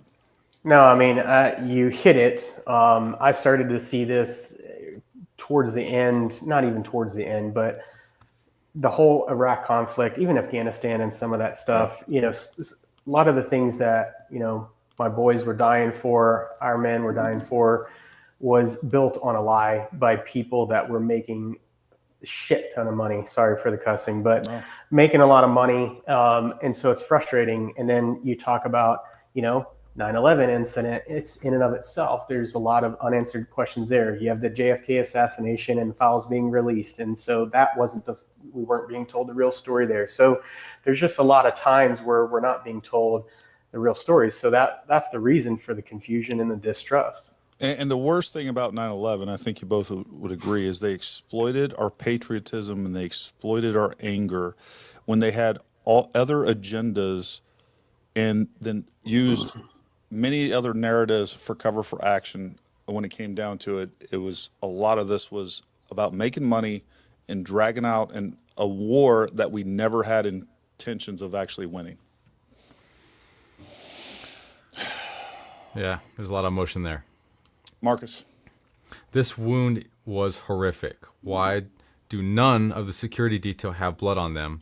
I don't think that's true. They all ran over and nobody has blood on them. I think I've got some pictures where I can prove you wrong there. I just don't think that's true.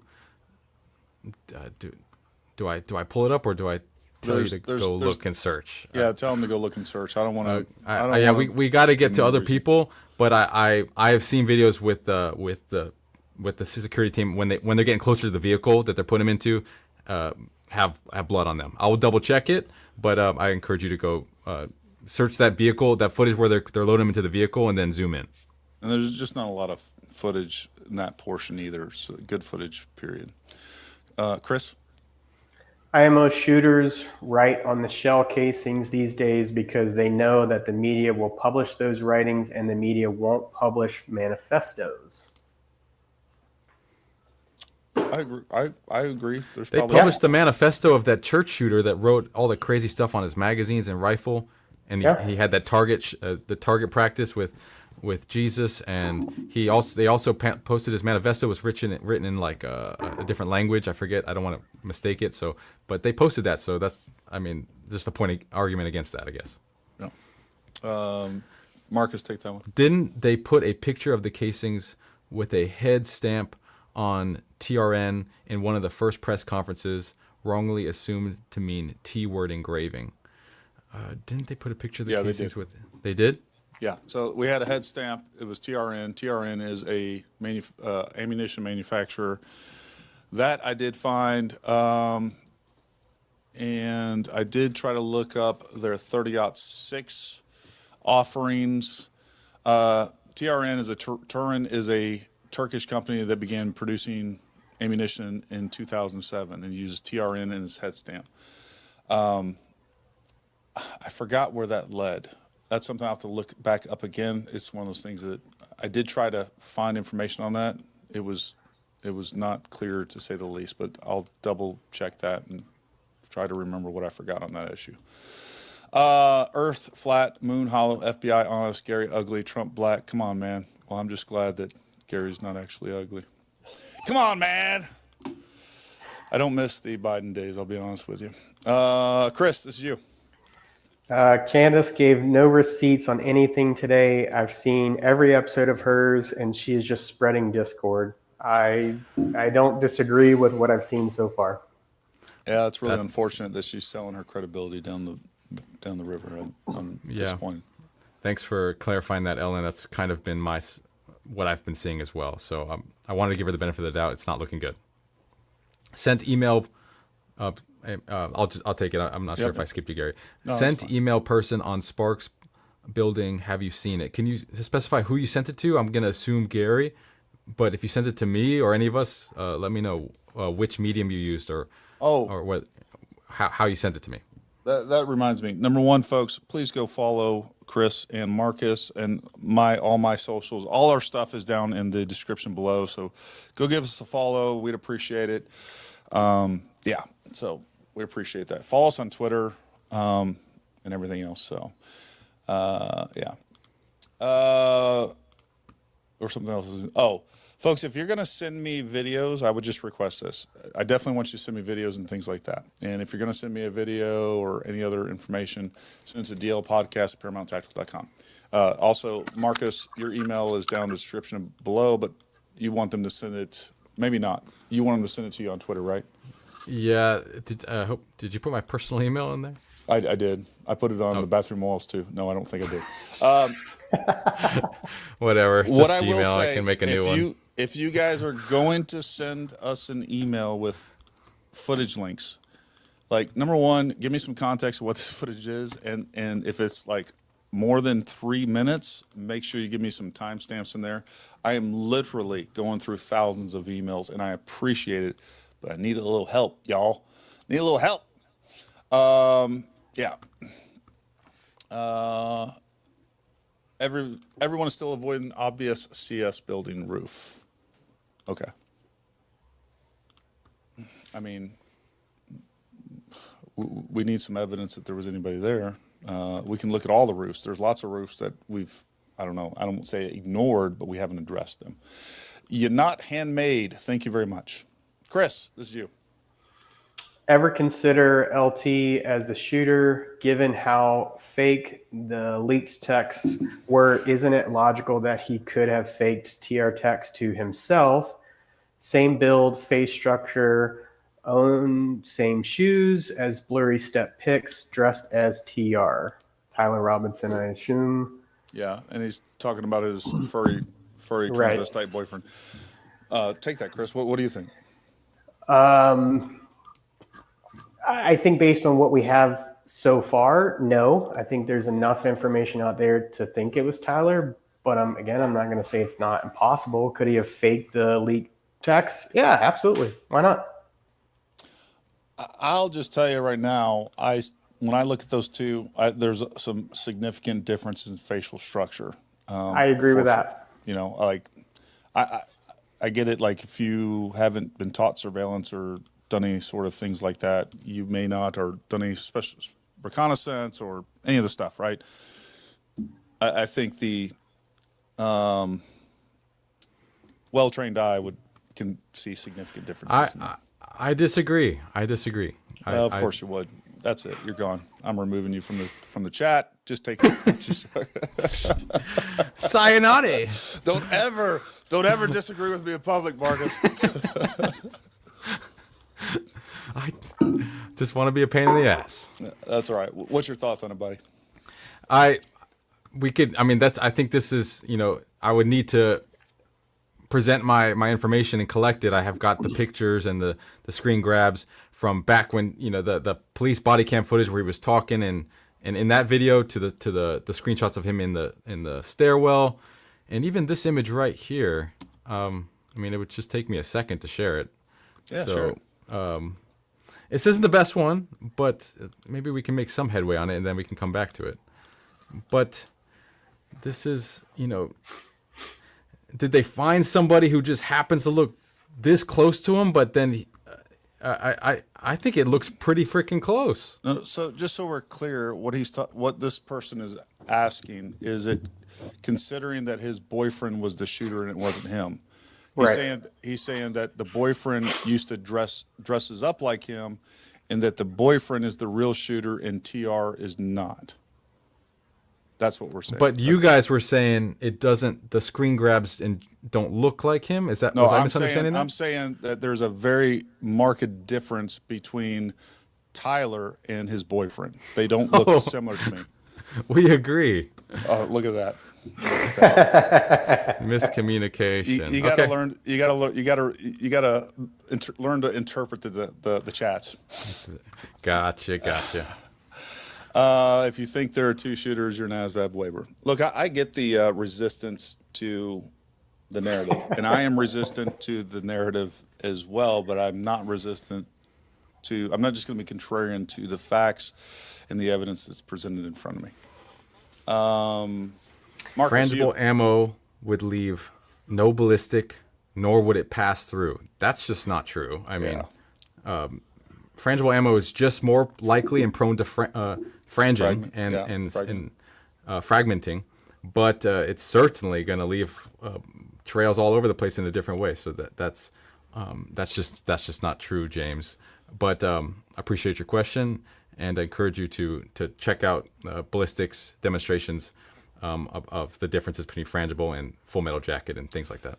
Yeah, and just so we're clear, folks, the problem with the idea that frangible wouldn't leave an exit wound is we're still only dealing with, a couple of inches of meat and then bone. Like, it takes time for that to fragment and to break apart. And I'm telling you right now, typically what we'd see in this type of event, even if it did break apart, we would still typically see a exit wound.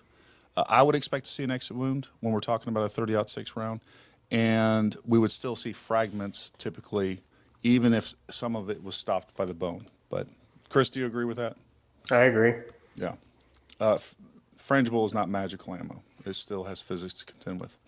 We still have, large pieces of metal flying at 25, 23, 2,200 feet per second. Thanks, Al. We appreciate that, bud. Chris. Body armor theory still only thing that makes sense. I don't disagree. I think it explains more than everything else, but I also agree with Marcus that based on certain things that people have come out and said, and based on pictures that we have and video that we have, I can't see enough to say 100%, but I do think it explains the ballistics the best. Yeah. All right. We'll leave it at that. Well said. George, $20. Thank you very much. We appreciate you, George, and your support. Matt Kessler explains how a 30 cal round could stay inside the body. MLK was shot with a 30 cal round and the jaw round never left his body. Yeah. We addressed that. Marcus?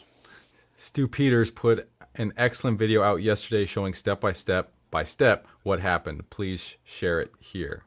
Okay, Stu, I'll make it a note and I'll check it out. Thank you, the greater good. Always open to hearing a good perspective in a different light.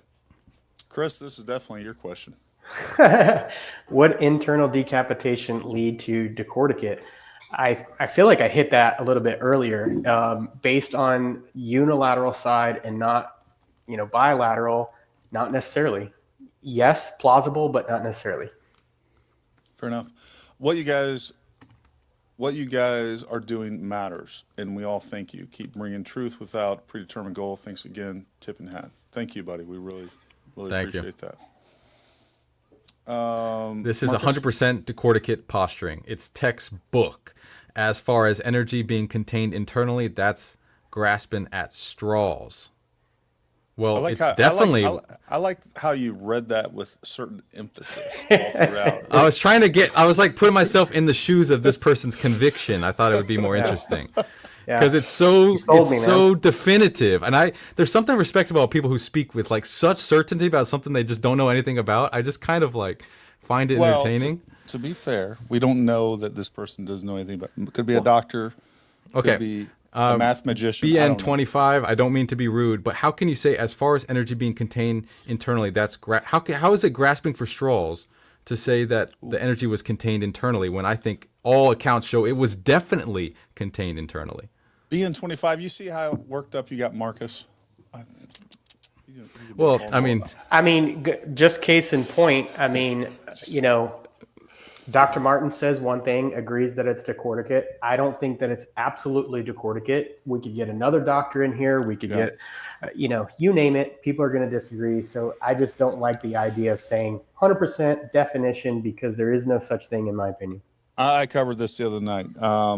I watched it, like right after it happened. I watched 3 different neurosurgeons, highly qualified, highly experienced, all come to 3 different conclusions, and specifically on decorticate posturing, amongst some other things. So you're absolutely right. Professionals, I don't care if you're talking about snipers, ballisticians, whatever.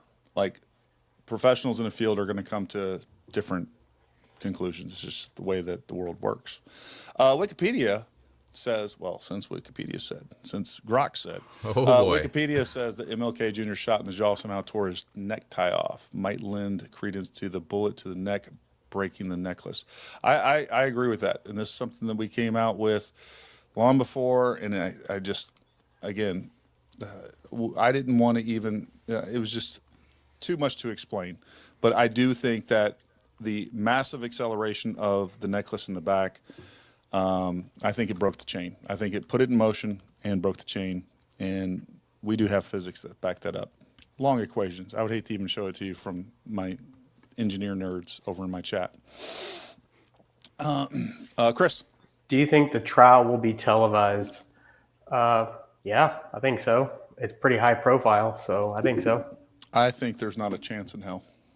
But we'll see. I hope so. I would love that. I saw somewhere today that it would be. I think the judge said that they were committed to doing that. Maybe it's just some parts of it, but that'll be freaking awesome. Yeah, I love when I'm wrong.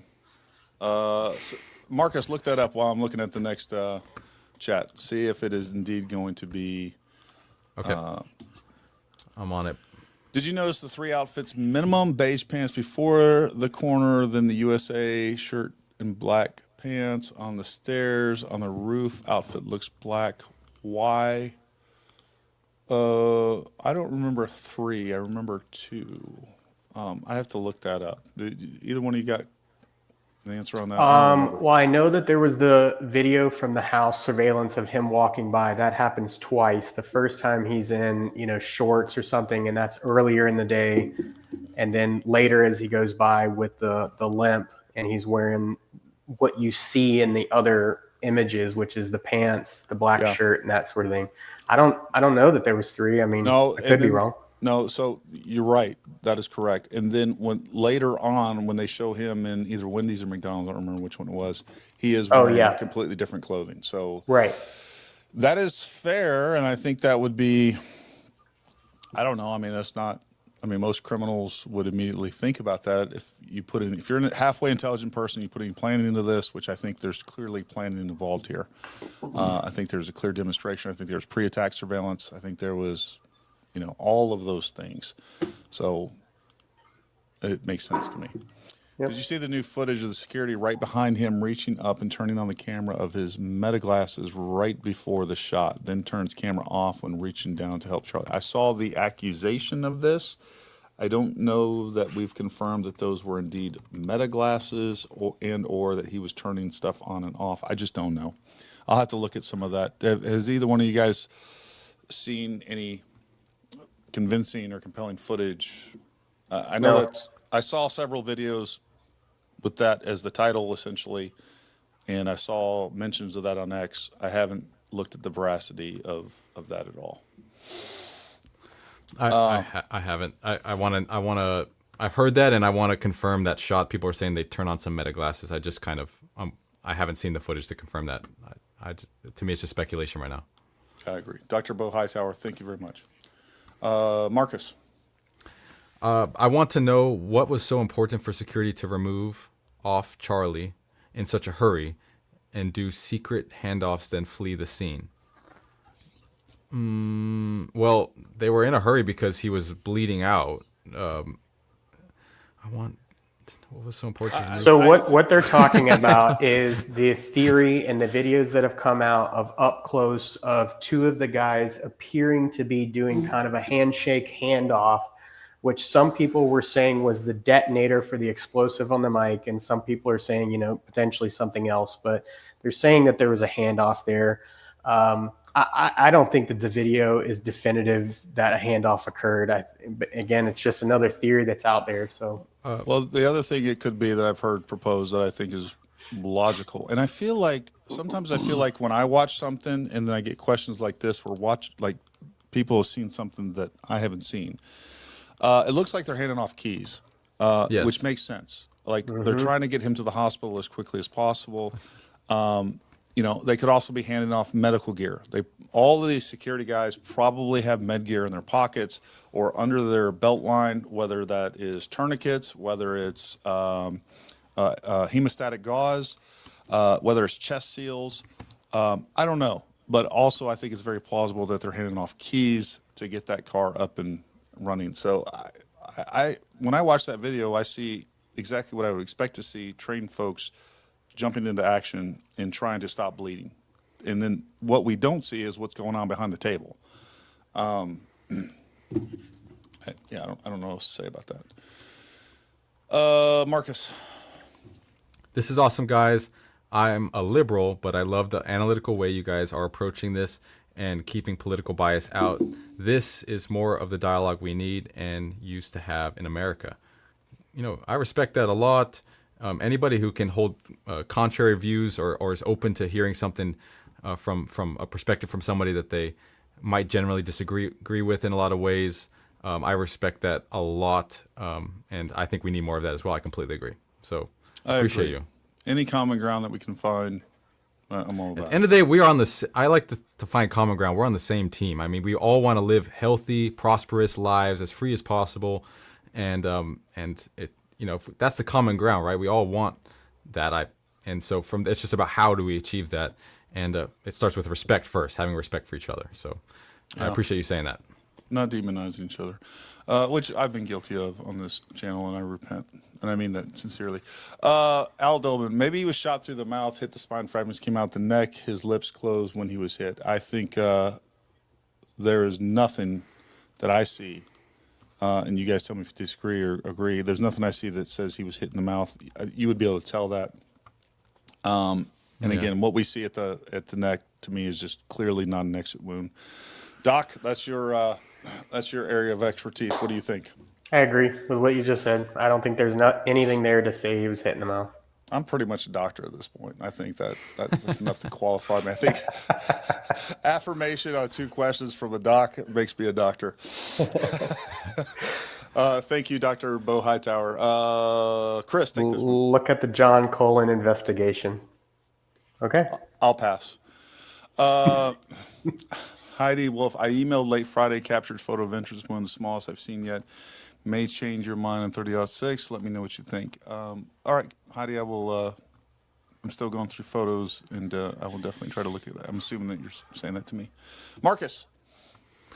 Erica has stated he was not wearing armor, as well as pastor/friend that was giving CPR. The gym could have tried different ammo, but still labeled 30-06 rifle. Do you know what he means by the gym? Ooh. The gym could have tried. But as far as the first part of your question, the thing that was confusing is in the beginning, she was saying general statements like, I've requested that he wear body armor more. And I found that to be pretty legitimate. I mean, I don't know for sure, but that was the first thing that was coming out. And then later on, there were specifics about this specific event, I guess, he was not. And so, it has not been clear cut. But in generally, we kind of have some mixed opinions here, even just amongst the 3 of us, which I think is cool. We're that much more likely to be right, one of us, and I like that. So there were definitely clear conflicting statements at the very beginning. And can someone correct me if I'm wrong? There was a statement that was said to be attributed to Erica. I don't think that we've ever seen her actually say that. I could be wrong on that. And again, if what I'm saying and kind of my theory is correct, I don't know that it would matter. But anyways, there have been clear conflicting statements from people close to his team and other things. So, I mean, take that as you will. Thank you very much, Nancy. Chris, this one's yours. Has to be a second shooter because why would a radicalized leftist do it? I can't tell if that's sarcasm question or a real question. I think it's sarcasm. I think so. Yeah. Oh, I almost accidentally missed a question here. The amount of kinetic energy being contained to the neck scene is the wildest thing I've ever heard. It simply denies physics. I don't know if it quite denies physics. It definitely challenges statistics and probability for sure.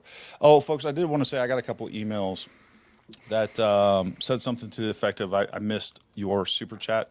As we go along, this thing's scrolling. I try my best to keep track of that. I do not want to miss any of your super chats. If I do, please forgive me. Shoot me an email with what I missed, and I will do my best to answer it or make it known on the next chat. Can I say that as well? And if I miss a super chat from my channel coming in, then please message me on either IG and or X, and in the title just say, hey, I've sent the super chat, and so I can see that, because I have hundreds, but if I see that, I'll prioritize that and make sure that I answer you privately. Don't jump on my wagon, Marcus. Jesus. No. That was I super mean that. That's important. I know you do. But plus I'm learning from you. You're kind of like, yeah, I'm learning a lot from you. I'm like, you're catching me up to this live thing in high speed, so I appreciate that. Take this one, Marcus, because I don't want to touch it. Possibility of body armor sponsorship being pulled. Oh, I see what you're doing.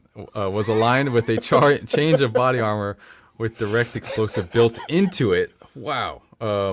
Was aligned with the change of body armor with so that Shane, I mean, you know what? Can I jump in here? What I will say is that save me. That's more probable than the explosive being on a microphone, for sure. I will agree with that. I think that's not probable either, but it's definitely like it would be so obvious with an explosive on the outside of the shirt that it's not funny. If I was putting my conspiracy hat on and there had to be a second team involved, a professional hit, but they had to control variables, I definitely wouldn't have a second shooter. I would have a planted something like that was on him that I had a remote detonator for and that I could instantly control. I still don't think that was remotely plausible, but it's more plausible to me than a second shooter. So, just for whatever that's worth. All right, love your show, bud. One thing I've never seen is a gun with 1906 old gun with a stock like that one on it. Correct me if I'm wrong. I see it all the time. So we have a gun shop. We do a lot of gun stuff. People bring in their pappy's gun that they've put a modern chassis or modern stock. It happens all the time. It's very common. Older guns from World War II and everything else, where you still have a great barrel, a great action. Either the stock has been damaged. That's another thing. Like those old stocks, if it was an original wood stock, could have been broken, could have become rotten. It happens all the time. So there's nothing odd about that. Or they just want to update it, right? So that's very common. Chris, this one's you. Frame and Magnum skull's base hole is brainstem's only exit unless new one made. Force dump may explain Charlie's expansion post shot. Not a doc, just an ambulance driver, but sounds plausible. We talked about that already to some degree, but go ahead, Gary. No, I was just going to say I didn't appreciate how you went up at the end of that sentence. Sounds plausible. On the sound plausible. Yeah. I think that was my tone change agreeing that it's plausible. Sounds plausible. Armor is a legit answer with a back movement assured bounce between top front deflection to neck off something hitting back. Vest eventually ended up in skin. Superman explanation. Nope. 160th in the house. Love you guys. First and foremost, love the 160th. You guys a bunch. You guys are heroes in your own right. Anyways, you guys know I agree. I mean, especially like that back shot where you see, it looks to me like the outline of a panel on the back and some weird things that happen. Take it for what it is. Marcus, can a spotter be separate from the sniper in a sniper team during a mission? Technically, I mean, 100%. definitely can. It's not ideal, but there could be applications for it. So, yeah, I mean, the spotter is just there to be a second set of eyes and a second brain to double check things and have more situational awareness, have more of an overview to make better decisions, and two minds working together. So it's technically possible, yes. Confirm or It's deny possible, hits. but Yeah. in the context of actually sniping, the purpose of the spotter is also to call wind and do the math and all that sort of stuff. You're giving up a lot. Yeah, if you're not with the shooter, then you're not getting that information. But again, we're only talking about 140 yards. Why would we have a spotter to begin with? Unless, I don't know. Yeah, I don't even know what the implication there is. Cast lead bullet ? Logic says it wouldn't stay together after the muzzle. If it did, would have way more deformation and dump energy without exiting. Well, if it wouldn't stay together, first of all, cast lead bullets stay together. They do all the time. Would it have way more deformation and dump energy without exiting? I mean, it could. Could we have a solid core bullet potentially because it was hand loaded? And again, folks, once we start going down the hand loaded or altered ammunition, it becomes easier to explain. I mean, because you just have a host of different options. I mean, you can load subsonic rounds of 30-06, and now you're talking about muzzle velocities around 950 feet per second. You go down a trail that never ends, in my opinion, on that, and it could have happened. We don't know the expertise of Tyler or his grandfather or whatever else. He may have had some hand-loaded rounds that may explain everything. Like the moment that all three of us was like, "Oh, well, that was what happened." Okay, well now it makes sense now because we were dealing with a round that left the barrel at 1,500 feet per second, and it was a 120 grain round that was, whether it's frangible, soft tip, like, okay, now we can start buying some things as to what happened ballistically. Chris.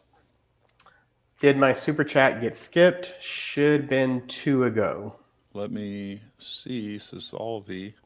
If it did, I apologize, Sisolvi. I'm not seeing it. I'm scrolling up. Definitely not 2 ago. It may have not went through, buddy.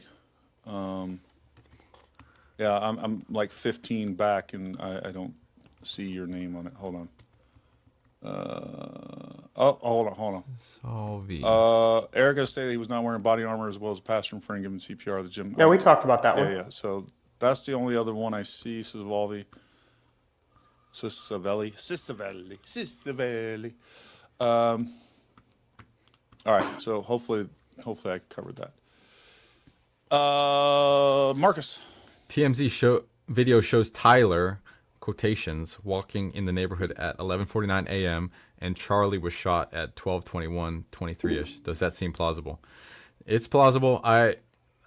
When I was doing my investigation at that time, when I made my prior videos, which you can check out, I was deep into that timing and mapping it out on Google Earth, and he knew exactly where he was going, and he was just like a 5-minute walk away from that point.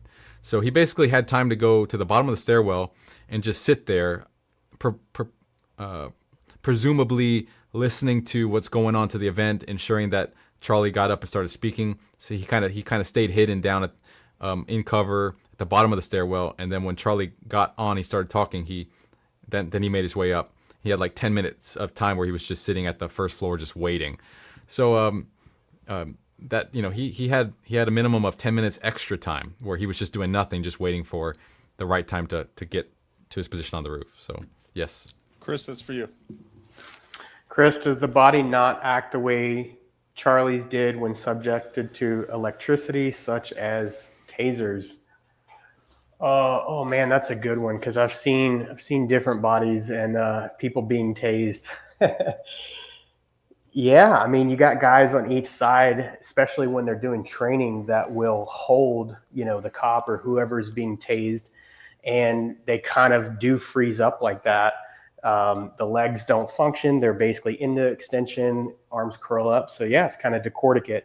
But you're talking about a different scenario where you're introducing electricity into the circuit, which changes things a little bit. So yes, I agree with what you're saying, that or at least some similar thing happens when you're talking about, tasing and stuff like that. Al Dolbin, we covered this earlier. I think maybe this was a double one.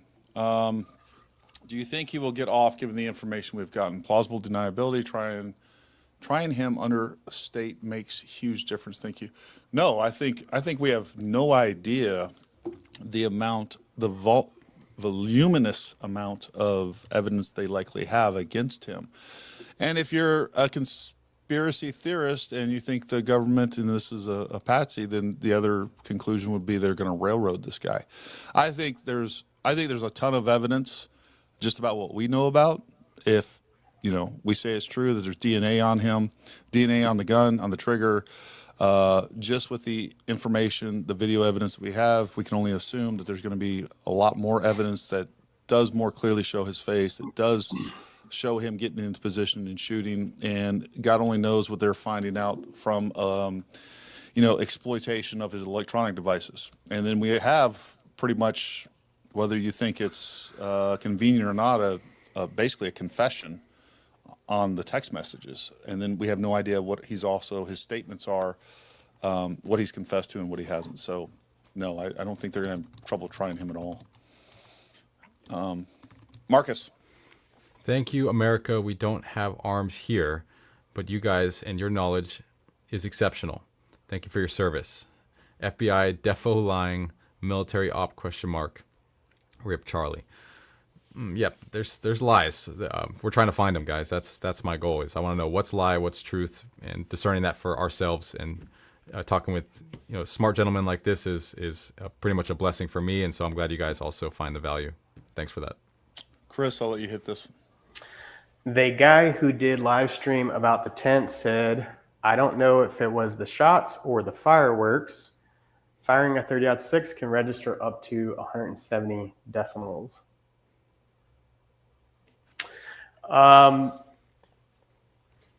Yeah, I mean, I don't disagree with the decimal ranges and things like that, and I don't disagree with whatever that individual said, that it was their perception.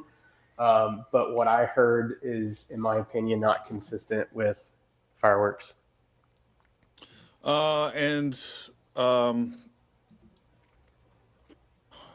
Again, I have a friend that lost his wife. He was also a Green Beret, was a team sergeant in my company. Lost his wife during the Las Vegas shooting. I asked him what happened, and he was like, we first heard the rounds going off, and again, it was a larger distance. But, he's a combat veteran, had many more tours than me, and he thought, just given the context, because that's another thing too. It's like you're at this festival, so it wouldn't be uncommon to hear fireworks. So I think that can definitely be, explained to that. The other thing, I'm just looking up the decibels for fireworks. Decibel for fireworks can be between 150 and 175 decibels. So, I mean, I think that kind of covers that overlap. Marcus? guys. This is JFK 2.0, except in real time. At some point, you have to start going down some rabbit holes within reason. That's what we're trying to do. Some signs point to ritual. Okay, interesting. I hate even saying that, but anything is possible. You know, I think I know where you're going at, and the spiritual realm and the battle of good versus evil. You know, that's a topic that I'm certainly willing to dive into. I want to be sensitive and discerning of how, you know, this audience and what people want to know is I think more based in evidence and facts that we can all rally behind. But I believe there's also a separate conversation that we can also have as far as the spiritual warfare that's going on, and I'm open to that in the future. Can I say something on that real quick? Sure. Because this comment has been mentioned a couple different times, and I'm somebody that did a lot of investigation into JFK because I never believed the original story from the beginning. Never believed it. But the differences are so different. So people are saying JFK 2.0, but then from the very beginning, you had people, eyewitnesses saying, no, there was a shot from the grassy knoll. You had issues with custody, with the medical team trying to get their word out and say, no, this is what actually happened inside of Parkland Hospital. There was so many discrepancies in the JFK situation that you're not seeing here. You're not seeing a bunch of eyewitnesses saying, no, it came from, that building over there. Everybody has been pretty consistent on where they think, or at least the majority say the shot came from. It's consistent with the other evidence we have. So far, we don't have discrepancies in the medical staff. We don't have whistleblowers trying to come out and being silenced like happened in JFK. So I don't think they're the same. And I don't want to say that, again, it's not a JFK thing, because I do think there's things that don't make sense about the Charlie Kirk shooting, but I don't think they're the same. And we don't have anyone that was hit, that was injured, went to the hospital because of a ricochet, and we don't have any observed ricochets on overpass, and we have a lot more cameras on site to confirm or deny the event. So it is, I think, and we don't have the magic bullet just laying on a gurney. Basically an undamaged bullet that supposedly did everything that the JFK bullet does. So while it's tempting to compare those two, I agree with you, Chris. I think we're talking about something very different. Martinson lost me when he said he could calculate exact ballistics if he had seen a picture of the ammo, charge, bullet weight, and primer from a picture. If I had heard him say that, we would disagree wholeheartedly. Marcus. Just an observation, but when was the last time there was an event like this and there was 24/7 news cameras in front of the suspect's or family's house? It wasn't. They meant to say wasn't. There wasn't 24/7 news cameras in front of the suspect's or family's house. Nice. Good catch. Butler, for sure. Yeah. That didn't happen to Butler either. Yep. I think some of that can be attributed to, we have a super lazy freaking media. Like, they don't do investigative journalism anymore. Like, they take whatever narrative they're given and they report on those facts. We don't see journalists except on X, which I highly recommend. That there's several great journalists on X that are reputable, that are good, that are like old-fashioned journalists, freaking gumshoe tight out there, freaking, figuring stuff out. Like, we don't see that in the media. These are the elite people that aren't gonna, if it doesn't come from a computer screen, they're not gonna relay that to you on another computer screen, and they're just not out doing investigative journalism. Period. So I think that's part of the problem, and just like us three here have done more than most mainstream media outlets have done. Period. Chris. Well said. We hit this one already. Erica stating about not wearing. We covered it. Chris? Did importantly, he was shot in the chesty, ? You guys understand what he's saying? She, sorry, Linda. Oh my gosh. Importantly. Misgendered her. Jesus. Gary's the only one that could decipher this. The only man I know that could read, that could decipher this. So he's our last hope. Yeah, he's also the one doing all the admin work. I'm lost on that one. Wow, you stupid Gary. The greater good. Chris, take this one since we had that other. If the shooting tests do not provide more clarity, where do you think you would focus next? Gary, that one's actually for you. I'll let you know when I get there. I mean, that's all I can say. I have an agenda, not an agenda, but I have a testing protocol that I've kind of laid out that I hope will be objective, and I'm going to try to find out as much information and quite frankly, find out a bunch of different rounds to see if this is plausible with some less than typical rounds, but rounds that are already available on the market. It ultimately might come down to that it's inconclusive because maybe he was using some hand loads that, defy our expectations. And, and I also want to see if I can replicate what happened with body armor and different types of body armor that are very concealable. Henry Ford wrote a book that was fulfilled. Thomas Massey getting attacked by who? 7 countries in 5 years: London, New York, now Jerusalem. Guebono. I don't know what the inference here is. Marcus. Firstly, let me just, before I forget, basically my findings is some will be publicized, some will not. I have this clip today of the judge saying that he's kind of making a commitment to release the findings of the trial publicly, but I don't know if that means if it'll live be televised. So I just haven't been able to figure that out. But that's what I got for that, just so we don't miss that. And I keep my word. And then MW says, y'all think Tyler actually aimed for neck? I personally think he was aiming center mass. I think with how sloppy he was with his scope, with everything, the more I look at it, the more I don't think the more I look at, the more I think he got lucky, and he would have just aimed center mass to have the best odds of hitting him. And due to probably his nerve shakiness, lack of a really good zero, sloppily putting the rifle together, whatever round he etched and scratched on, plus the angle led to him hitting high. That's my guess. And there's no way for us to know for sure. I mean, maybe 140 yards, guys, is a headshot all day long. That would be super easy. Maybe he was overconfident and was going for a headshot and he missed low. I mean, there's no way for us to really know. Yeah, I'm just speculating. That's my guess. I'll just cut. Salute Gary M. See ballistic vids were nice. Thank you very much. Chris? Sent you a video on X of shooter, runner, and same frame in reflection on roof of Soren building. Guard seems to signal go. It was and then that was the handle. So he sent you a video on X of the shooter running in the same frame in reflection on roof of Soren building.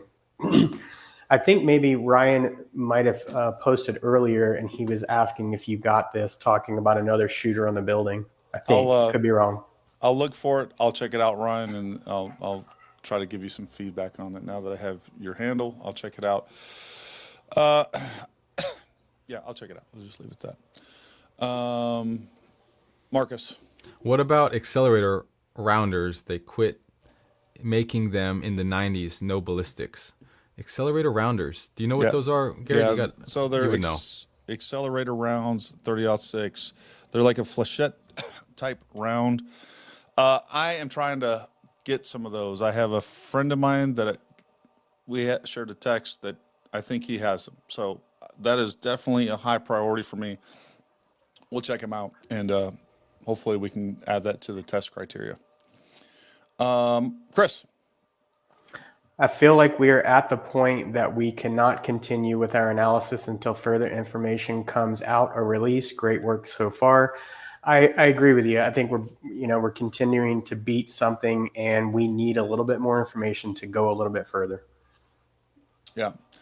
The only thing I will say is that we are getting a trickle of new videos, which, again, also inspire these additional conspiracies, and I think all of those need a hard look and a sanity check. And speaking of sanity checks, we need a sanity break. Guys, who are your college football teams? Go Vols here in East Tennessee. Respect from Night Stalkers. 160th. Chris, what's your football team? You're in Texas. I don't have a college football team. Marcus? Don't ask me, man. I got enough going on to worry about what guys are doing with balls, man. I will tell you guys, I work 24/7. I have lost touch with sports, so I'm kind of in the same boat with these other guys. Look, I'm a little bit of I was originally born in the Detroit area, so I have some love for the Wolverines, U of M, and then I grew up in Texas, so there is a little bit. I like to hear when the University of Texas is doing well. My wife went to University of Georgia. She's a hardcore Bulldogs fan. She actually tracks football more than I do.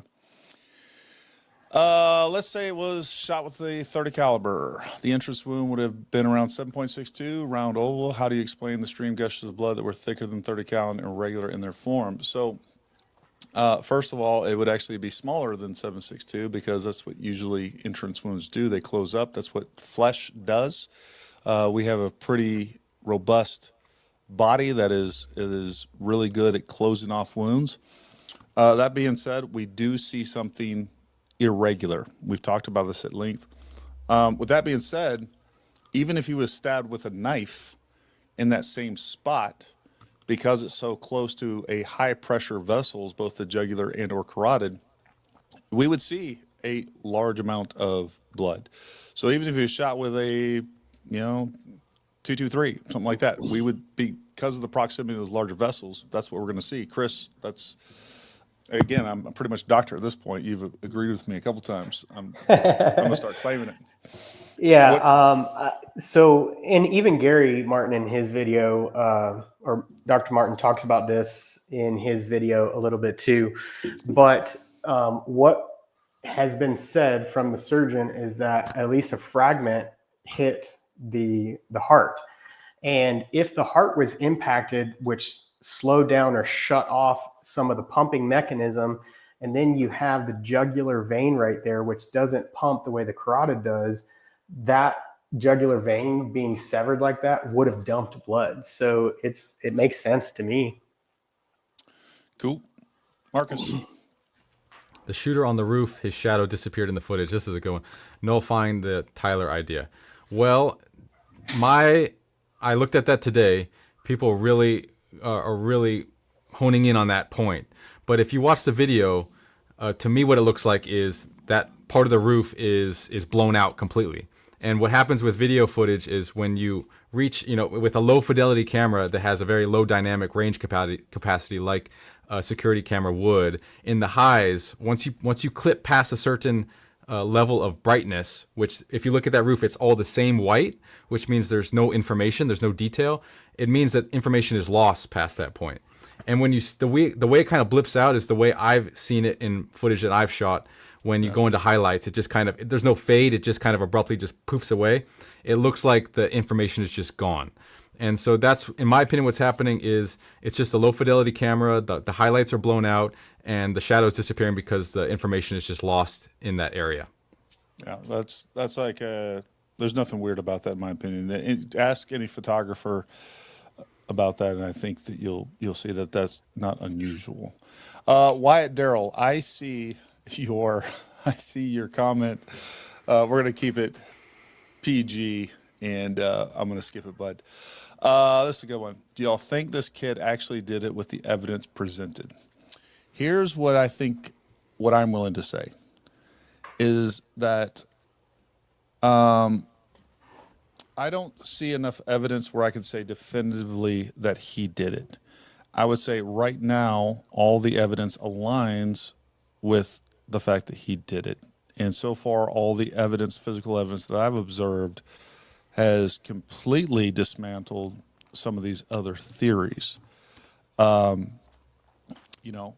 mean, could we go down the path of, hey, that we have a similar shooter and a similar line, but I just like I've said in the past, I think what we have is a very narrow, angular field of possibilities when it comes to Charlie. In my opinion, clearly takes a shot from the front.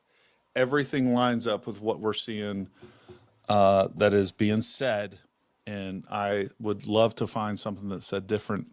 So far, I haven't seen that. What's your guys' take on that? Chris, what's your take on it? I mean, I agree with what you just said with another caveat. Do I think it's possible that this kid did it? Absolutely. I think we've seen that even in the case of I think it's likely. Yeah. We've seen it in the case of this newest shooting, the ICE shooting. And so when you look at the demographics of kids that are pulling some of these things off, and even I think the church shooting and that, the demographics are males, 20 to 30 years old. They generally have some level of intelligence. And they're kind of in that in-between stage where they don't have full maturity in terms of brain. Brain doesn't fully mature until roughly 25. That's why our opinions about things sometimes change as we get older. And then on top of that, confusion, potentially he's in these Discord chats and things like that. Do I think that he could have been, his ideology could have shifted? Well, at least according to some of the statements from the family, again, maybe that's changed now. that they said that his ideology had changed. And there was actually a friend of his that came out and wrote about it as well, where they tried to explain some of this. So yeah, definitely think it's possible. Marcus, this one's yours. Okay. You're brutal, sniping me. The young man that spoke with media was silenced. It proves that all video footage can't be trusted, 9/11 being digital planes. So I saw the video. If I think it's the one you're talking about, is the guy there's the student in the red shirt. He starts he starts talking, TPUSA crew, and then somebody comes and pulls him away. I found that suspicious, but my mind's not going to jump straight to conspiracy. I think there's lots of reasons why a certain group or community or club or would be told to kind of censor or if you're representing a group, you can't just say whatever you want sometimes. So I don't find that to be like a super alarming thing. It is a little suspicious, but then jumping from that to digital planes, I have to say if you really want to get something out of me, I'll say that from what I've seen with 9/11, there's so much I still am, like, the book is open for me as far as what happened. I'm open to literally anything. I've seen videos that look digital. I've seen things that look real, and I think it could be like the moon landing thing where they made digital footage for the sake of media and propaganda and confusion, while also mixing it in with the truth, just to make sure we're extra confused all the time. I'll say this. That's my current stance, but I don't know that much to continue more than that. I have really good friends that I know are on the up and up. Like, there's no question in my mind that watched those planes fly into the Twin Towers. So there you go. I just would reject that. Now, I would reject it too, just based off of the statements from the firefighters and stuff that were on the ground. I mean, some of their radio calls are out there. So. Then there's Building 7 that just casually went down a couple blocks away from an office fire. That's what 9/11 and other crazy. 9/11 go awry for me. But I do think the planes at least hit the building. I don't think the planes brought the building down. That's a different topic, different discussion. And passports of the hijackers landing somewhere else. Things get weird. It's ridiculous. All right. What do y'all think about the Venezuela, Mexico? Could this be GWAT 2.0? Things are getting crazy down there. I don't think we're going to be seeing U.S. troops down in Mexico and Venezuela, but we never know. I don't know what the next administration is going to do. I don't think this administration is likely to do that, in my opinion, currently. Chris? The conspiracy is not in who or how the shot was made, but the depths of how far these shootings go. Yeah, there's a lot of layers. We've talked about that. Yep. Denial and deception. You said the rifle was unique. What could that be? He said the rifle was unique. The rifle was unique in that it was a really old rifle. Apparently, to news reports, it was pre-World War I, but that in itself isn't like I've seen plenty of pre-World War I rifles or even older that are still in working condition, and people shoot them on a regular basis and all this other stuff. So, did you hear anything about it being rechambered in a different round, like its original thing? I think that could be what he's talking about, but I don't know. I don't know that much. I just heard that. Yeah, I heard the same thing. I believe the original Mauser was like 8. It doesn't necessarily mean that one was, but I do think the original Mauser was like an 8mm or something, an odd European chambering. There's nothing weird about, they may have rebarreled it 30-06 and then put a new stock on it. That's nothing's weird about that. Chris. 11/23/1963. The wink. T is Patsy. So saying Tyler's Patsy. I don't know what the date reference is. I'll have to check that out. Marcus, take that one. Sniper question: is it possible to have a head incapacitating shot without blowing up skull, no visible entrance wound, and blood? Well, it is possible to have a head incapacitating shot without blowing up. Yes, I've heard many friends who've seen that and done that, but no visible entrance wound and blood is where I would say that. I mean, there's got to be something visible. It depends on how far you are, right? Like with this grainy footage from 100 yards away, you might not be able to see anything, but visibly, technically, yes, there's going to be an entrance wound. That's just physics. So, yeah, that's my answer. I can't think of that. I can't think of that English zombie movie right now, but it reminds me of that. He's like, "Is it true that there's a spot in the man's head that if you shoot it, his head will blow clean off?" Not making fun of you, Dimitri. Not making fun of you, Dimitri. I'm just making light of the situation. All right. In Snake Eyes, a politician named Charles Kirkland is unalive with the neck shot during a boxing match where Tyler, the executioner, is paid to throw the match. Night takes place at Trump Taj Mahal. So the parallels of that are weird. What I will say is I looked into this after the last initial, just kind of a surface level, right? Everybody was saying that was September 10th. The dates, there's some people are molding this narrative to fit better. The date was not September 10th. It was another date. I forgot what it was. But look, I don't have a good answer for you. I don't even know where do we go with that? I don't know.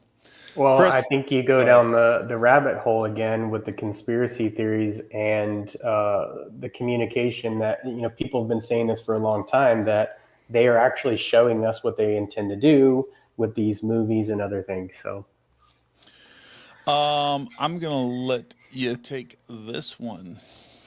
why is no one talking about our most advanced military surveillance aircraft being tasked to the event and beginning its descent minutes before?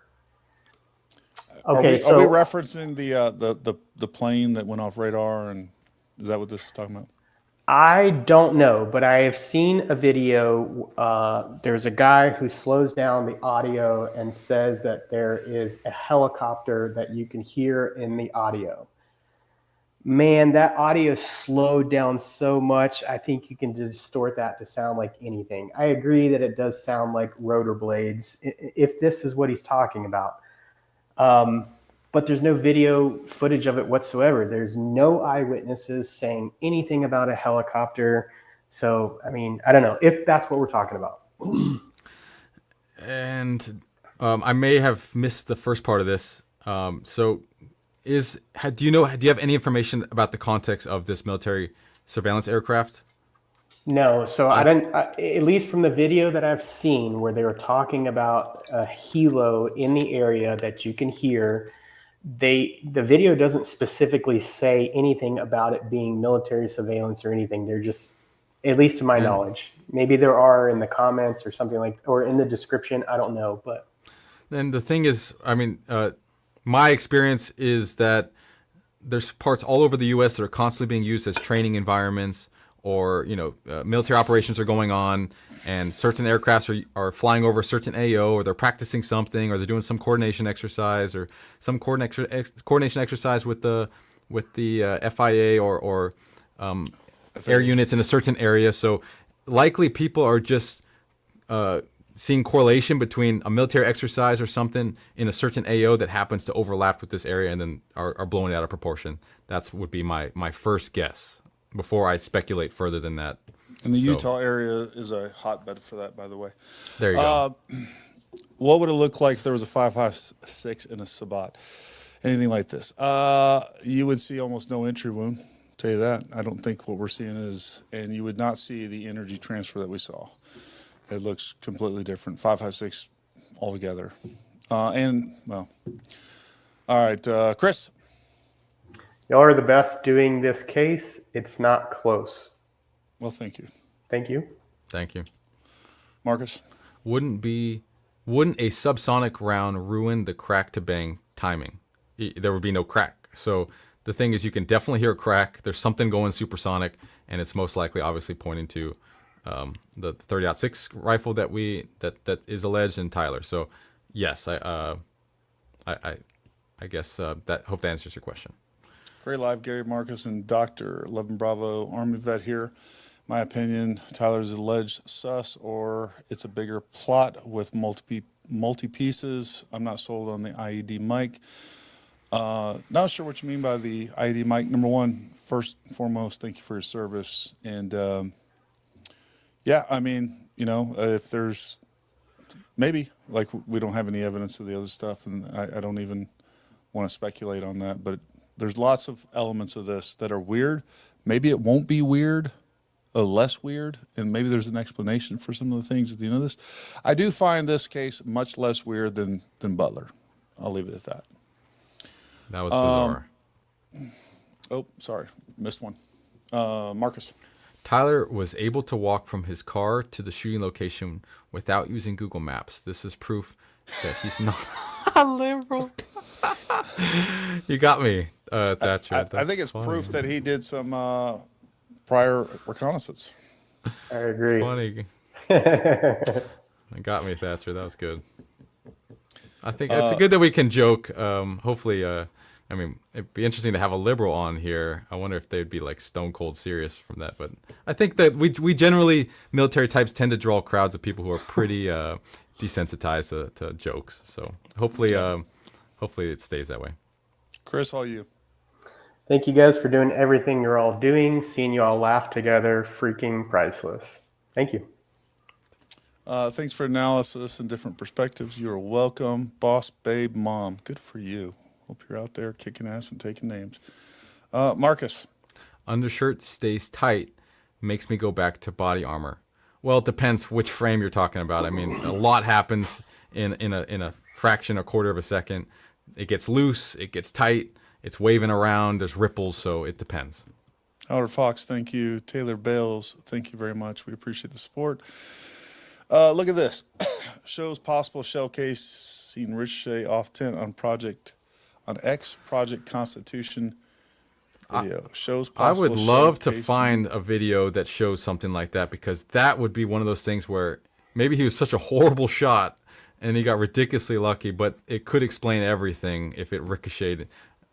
It's just so highly improbable. I need to see something that clearly shows it, where it's hitting on the tent.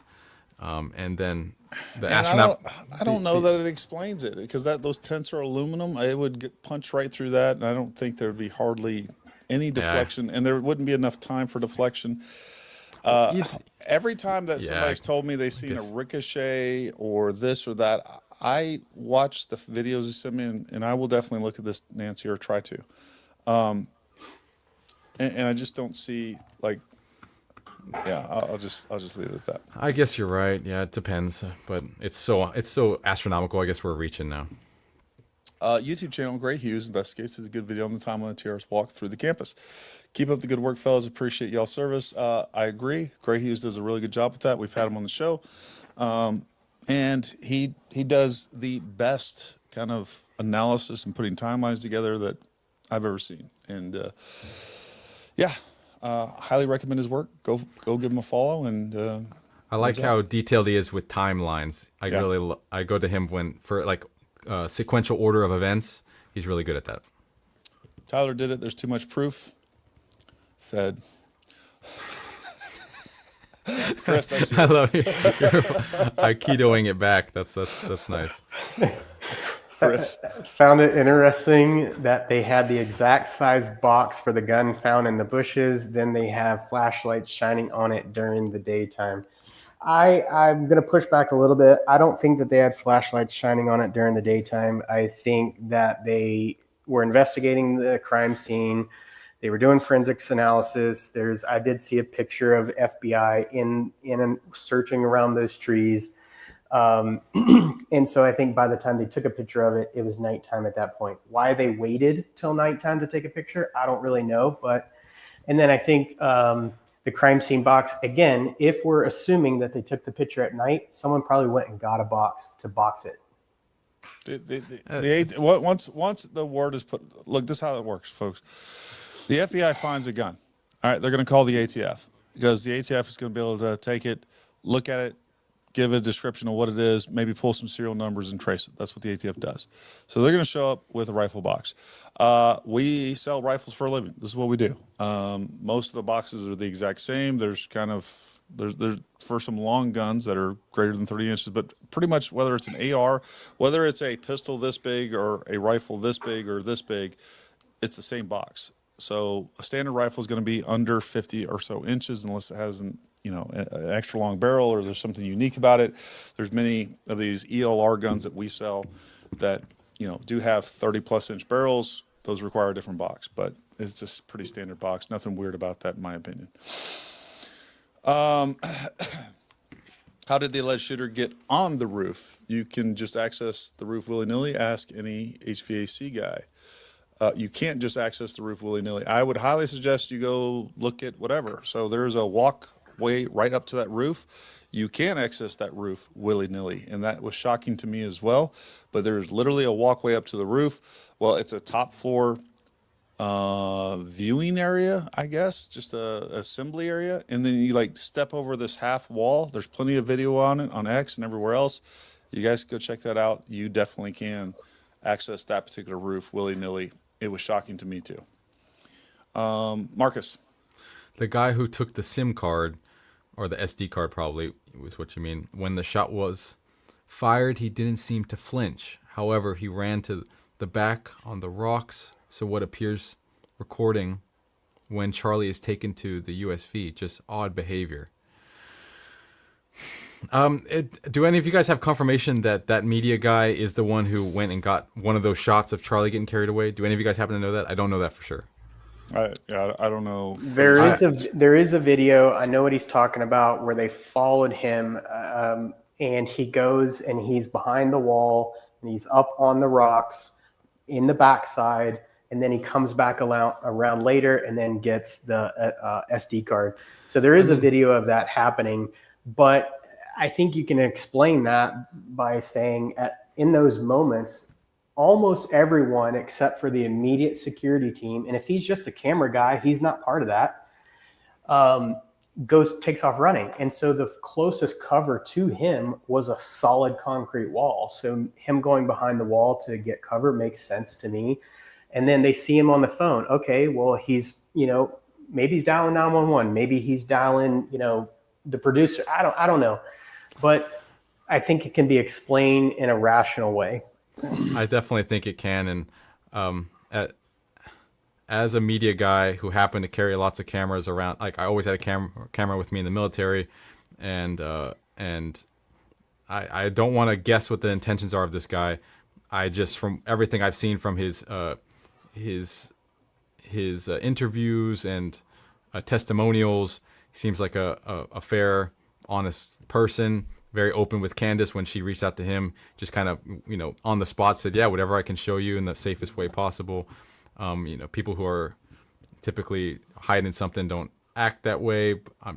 But I'm basically, people resort to their habits and rituals and responsibilities, and he's a media guy, and his job is to put a camera on the action, as bad as it sounds. So it doesn't surprise me, guys, to be honest. This incident with Charlie was so horrific and has caused much sadness and discord. I agree with that. I think a lot of us are just looking for answers and trying to make sense of it all. I find your streams very calming with professional and sensible analysis. Thanks for all the time you put in this. You're welcome. I'll just cover this. Candace is leftist and she's too emotional. I don't think she's a leftist. Maybe she is emotional. Look, I'm gonna to some extent I do want to give her a pass. She did know Charlie personally. I know how much this affected me, and I'm a dude. Been to combat a couple times, and it affected me weirdly. It disturbed me at a level that I wasn't expected. And she knew him personally, has hung out with this guy a lot. Maybe she is coping in different ways. I don't know. I'm going to give her a little bit of pass, but I still expect her, if she's going to make claims, show up with some receipts. Chris. Well said. Explosive armor explains caliber confusion and body contortion, explains close friends saying he always wears armor and people stating he wasn't, being involved in cover-up. Why not organized hit? Good luck, Chris. Glad you got this one. I don't disagree with so what someone else said about the armor and potentially being outfitted with an explosive and the explosion being contained inside a body armor. I don't disagree with that. I think that's a possibility. But again, I think, I think you would see more in the neck than that single shot that we see, that single distortion of the tissue. Chris, let me ask you this. All right, you went to Buds. All right, you're an explosives guy. All SEALs are. Marcus, you were a breacher. Did either one of you, when you watched that, did you immediately think, "Hey, this is an explosion," or did you, which is very, very different, or did you think it was a ballistic event involving a gunshot? I immediately thought it was a ballistic event. Do you look at that and think there's any possibility that it looks like an explosion? No. No? Nothing about that looks like an explosion. I 100% agree. And the only people that are going to think that are people that aren't familiar with explosives. Nothing about that looks like an explosive. We would see something significantly different. It also doesn't sound like an explosion. You got the traveling of the rifle with the crack and the boom. It doesn't sound anything like even a small explosion. Agreed. Why no video of him setting up, then the roof video of his exit plans to follow? Highly suspicious plus exit video appears to be doctored. I disagree with that last portion. There is video of him setting up. We just don't have it. They decided not to share it with the public for whatever reason. Maybe we'll find that out. Maybe we won't, but they're not going to share everything with us. That's just the way that these investigations work, especially on a death penalty case. Marcus. Obviously, I'm assuming that's what he's saying. This would be answered when/if they show the prone footage. But could TR have used a smaller caliber weapon and had the rifle as a decoy? Well, I just, like, why would he do that? It's, if you can propose anything. You can say, what if he, had cereal that morning? It's like, why? Why does it matter that he changed rifles? It to me is if you're proposing certain ideas, it would be really nice to come with, like, because if you did this, then that would explain this, and this. So, and then the prone footage, I don't really know what you mean by that. Maybe like the person, the bystander who caught him laying down. Yeah, that, and just when he's actually taking the shot, I think what they're saying. Oh, my current speculation of why they didn't do that is the FBI just wanted to release absolutely what they felt was necessary to help catch this person to the public, and revealing the shot, they just didn't have to reveal that, and there's probably more complications with that, so they just didn't. That's great. That's actually a great point that I hadn't thought of till just now. You just brought up. They released that footage prior to him being caught, and that's exactly like they released what they had that would show him a description. Like, if they showed the footage of him laying in the prone, you're not going to get, number one, it's really far away. It's a shitty camera. That's not going to help. Like, they gave us essentially the best footage they could with that camera, allegedly. But that's a great point. Which also, by the way, shows the direction he's running all the way over to the street, which is consistent with the woods where they found the rifle. So all that lines up, and I agree with you. That's a great point. They released what they needed to try to get enough information out there to try to catch the guy. See, Marcus, you're brilliant. In the doctor's video, I believe they showed where the rooftop video was edited a few spots to shadow our feet. We've talked about this already. Talk to any videographer. There's nothing weird about that footage. You're seeing blown out highlights. That's very common. Chris. How much is Gary getting paid to side with the story that is being fed to the public by the feds? There are so many things that don't add up. Gary.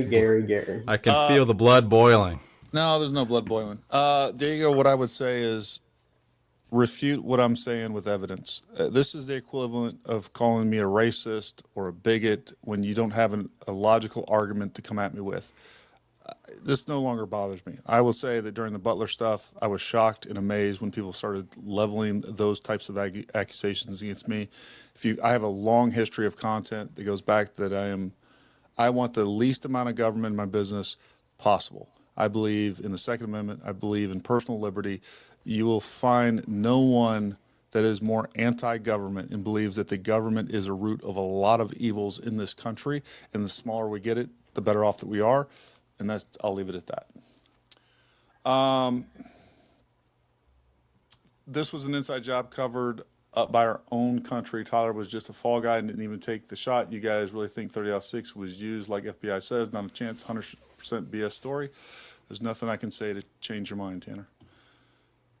Marcus. But why?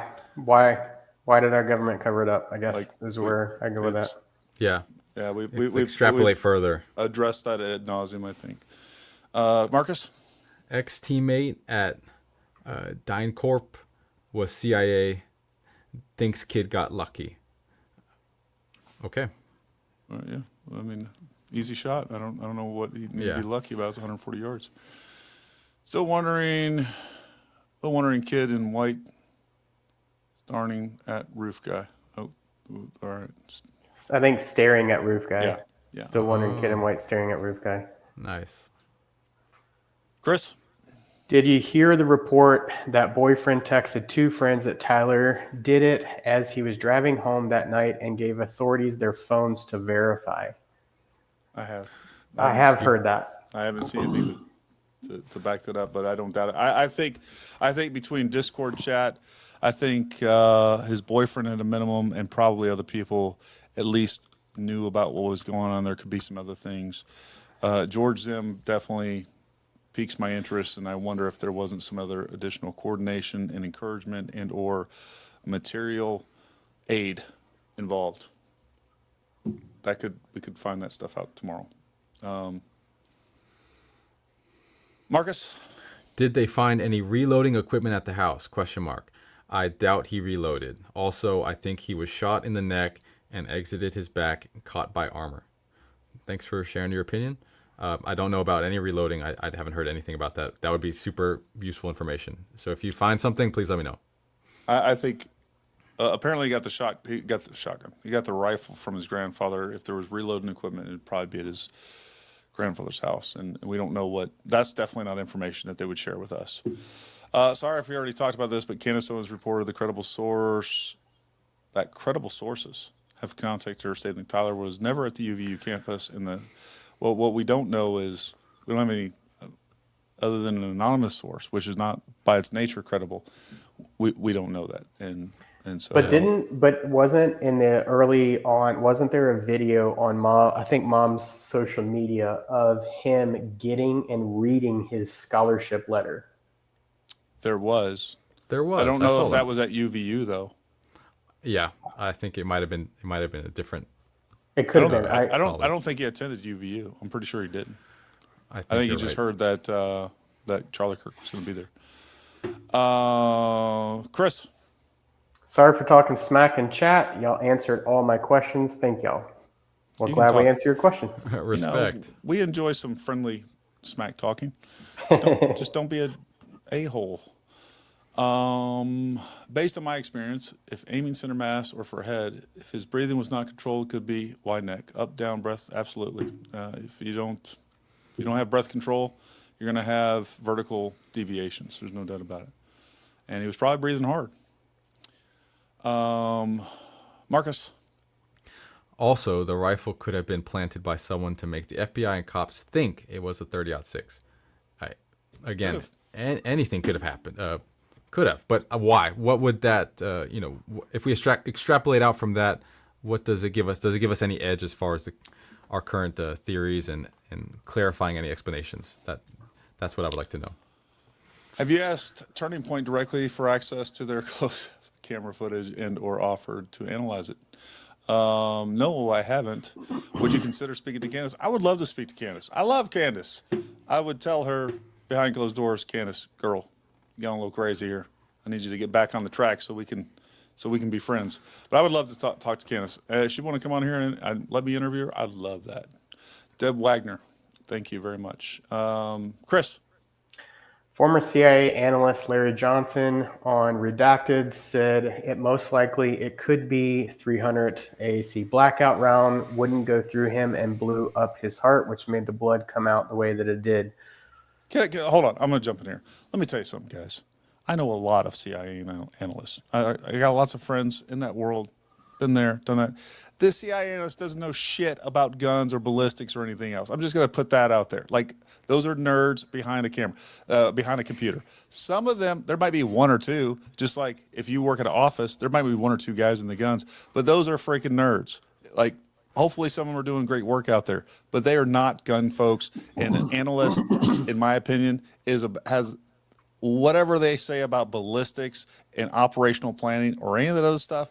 As far as I'm concerned, my UPS guy, I take his word over a CIA analyst. Just put that out. Oh, let him have it. Holy cow. I mean, it's true.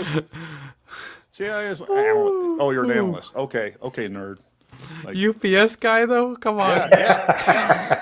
He probably actually hunts. A CIA analyst is walking around with a freaking pocket protector talking about whatever. Like, that has no, and I'll be honest with you, even some of the agents don't know the first thing about gun. They go in and qualify once a year. Like, just stop. That means nothing to me. Chris, I know you've worked with some guys overseas. Like, right? Am I wrong? No.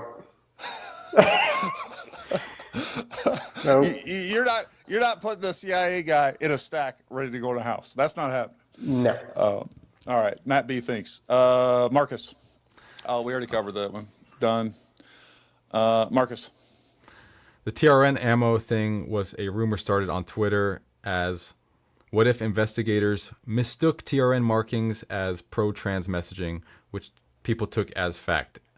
There's a lot of rumors that are way less credible than this one. So this was, at least someone put their name on there, some skin in the game. I think who was it? Was it Steve Crowder who knew an insider? Do you remember who it was, Gary? I don't. I forget.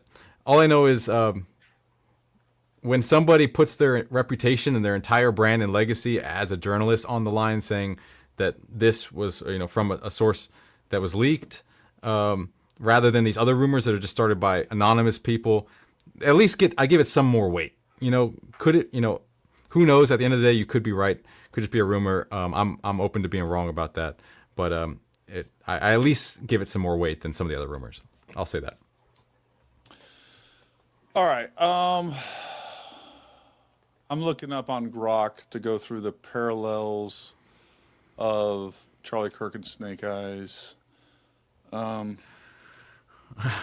That one is. I've only looked at it from a distance, and I'm like, do I buy this movie on YouTube and do I watch it? Like, how far do I want to go with this one? I think it's worth. You know what? I'm going to check it out, and the reason I'm bringing this up because the next question was Snake Eyes, the 1998 movie, is a rabbit hole for sure. Most even missed the cop car with number 47 on top of it, a shot in the neck. Charles Kirkland, September 10th, fight with Tyler.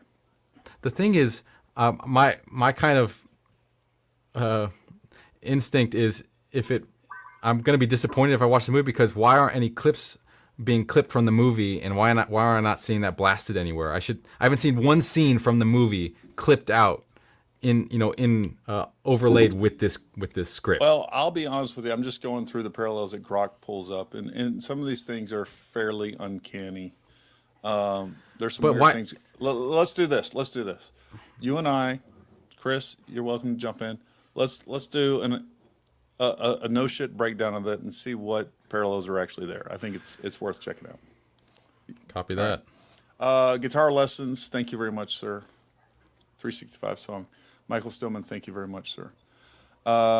Jason Williams, I believe if I figured it out, I think the fragment from 3i Atlas took him out. This reminds me, if you look at something long enough in the dark, it comes alive. LOL.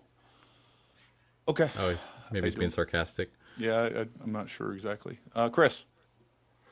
My theory, it could have been shooting old surplus cordite ammo loaded with lead round nose, explains low POI, shallow penetration, and hydrostatic effect.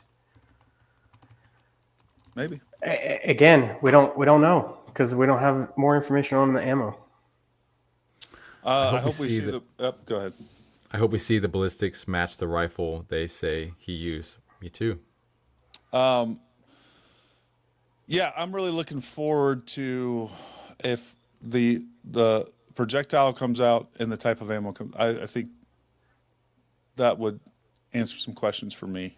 And yeah. Yeah. Regarding whether the neck wound is entry or exit wound, would a shot from behind that exits through the neck, would the wound look that neat or typically be more blown out? It'd definitely be, I've covered this in depth. We would definitely see outward projection of both. And Chris, I'm going to have you give your opinion on it, independent of mine.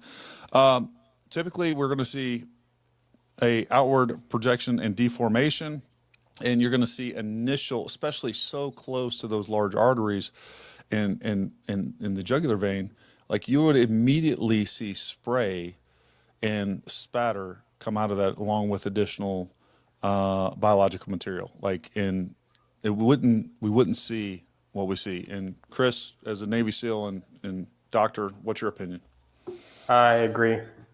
I'm telling you, I'm pretty much a doctor at this point. You've gone to doctor school already.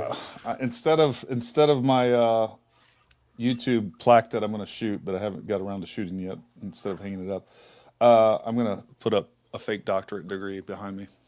Yep. Like that one right there. Boom. All it takes is a printer. All FBI evidence so far equals unproven claim. We don't know what they have. They haven't even presented any evidence. We literally, again, what they've presented isn't evidence trying to convince the public. What they've presented was enough evidence to possibly ID the shooter when he was at large. He no longer is. And I think that was a profound observation that Marcus made, I think has been lost in the sauce. Michael Stillman, thank you. Sean Collins, Marcus, get that one. Thanks, gents. Missed your last few podcasts, Gary.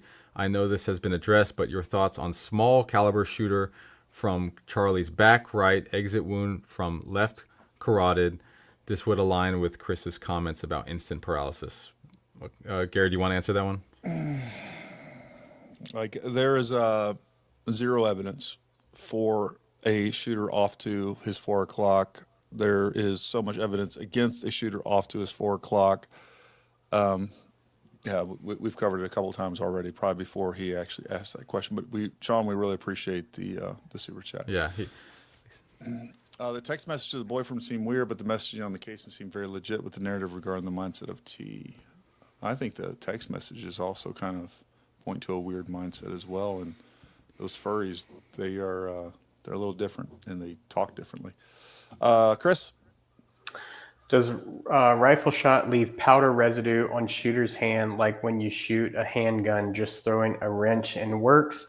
270 round in 30-06. So I guess they're asking, could it have been a 270 round in a 30-06? So and then make down to 270? Mm-hmm. It wouldn't have hit the target. It wouldn't have reached the lands and the grooves on the barrel, and therefore it wouldn't be stabilized. Yeah. Yeah, I mean, I do reloading, and I would never do that. Yeah, I don't think it'd be effective. And a rifle, even a bolt gun, is going to leave a lot less powder residue because of it actually has a sealed action versus a reciprocating action on a semi-auto gun. So, right, you would still, they could definitely. There's enough powder residue but it has to be immediate. Like, guys, this person was. Like, they didn't catch him until the next day. He's taking a shower. He's washed his hands. 99% chance that almost any and all residue would be gone. Well, not only that, plus also think, his heart rate is increased. Like, he's sweating too. So you got the sweat. You got, all the other components. Marcus? I'm the liberal here. Welcome. I now know more about ballistics than I'll ever need. Grateful for the education. Thank you all for your service and pursuing truth. Well, that's the value exchange. We each have our strengths and weaknesses, and that it's cool that you're willing to come and listen to us talk and kind of get an opposing view to maybe what you're used to. So it says a lot about you, Sally. Respect and thank you. You are on. Look, this is a gateway. Once you learn about ballistics, next thing you know, you're going to the range.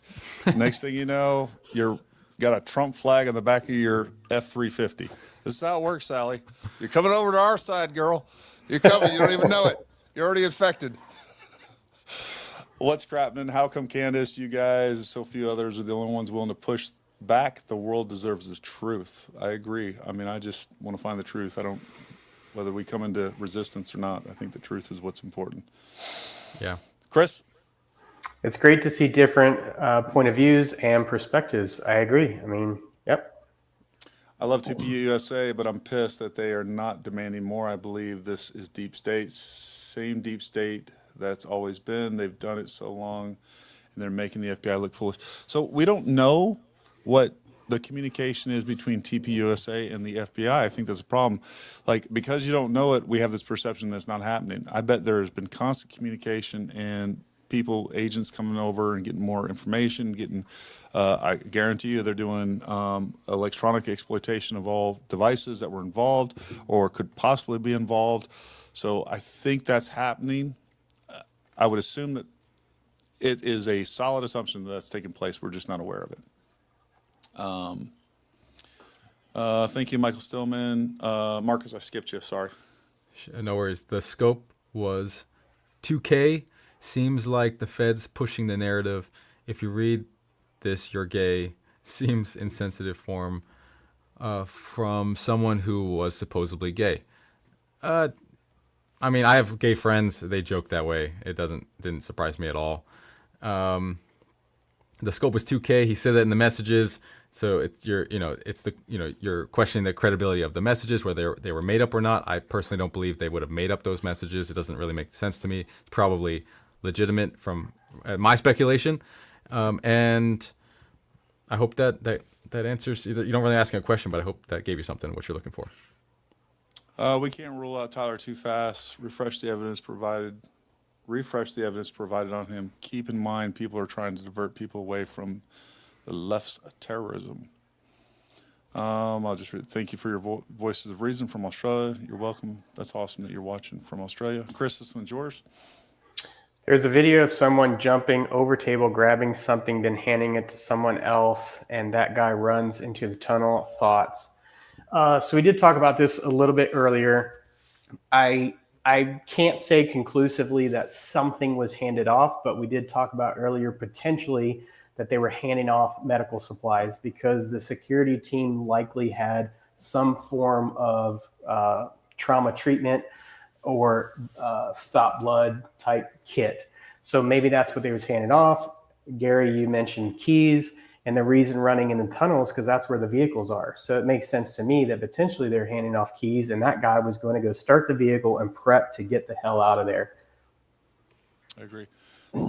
Joe Rogan claiming you need special Torx. Torx bits are pre-30-06. I have a 1903 and 2 flathead boots. Torx bits are post-war.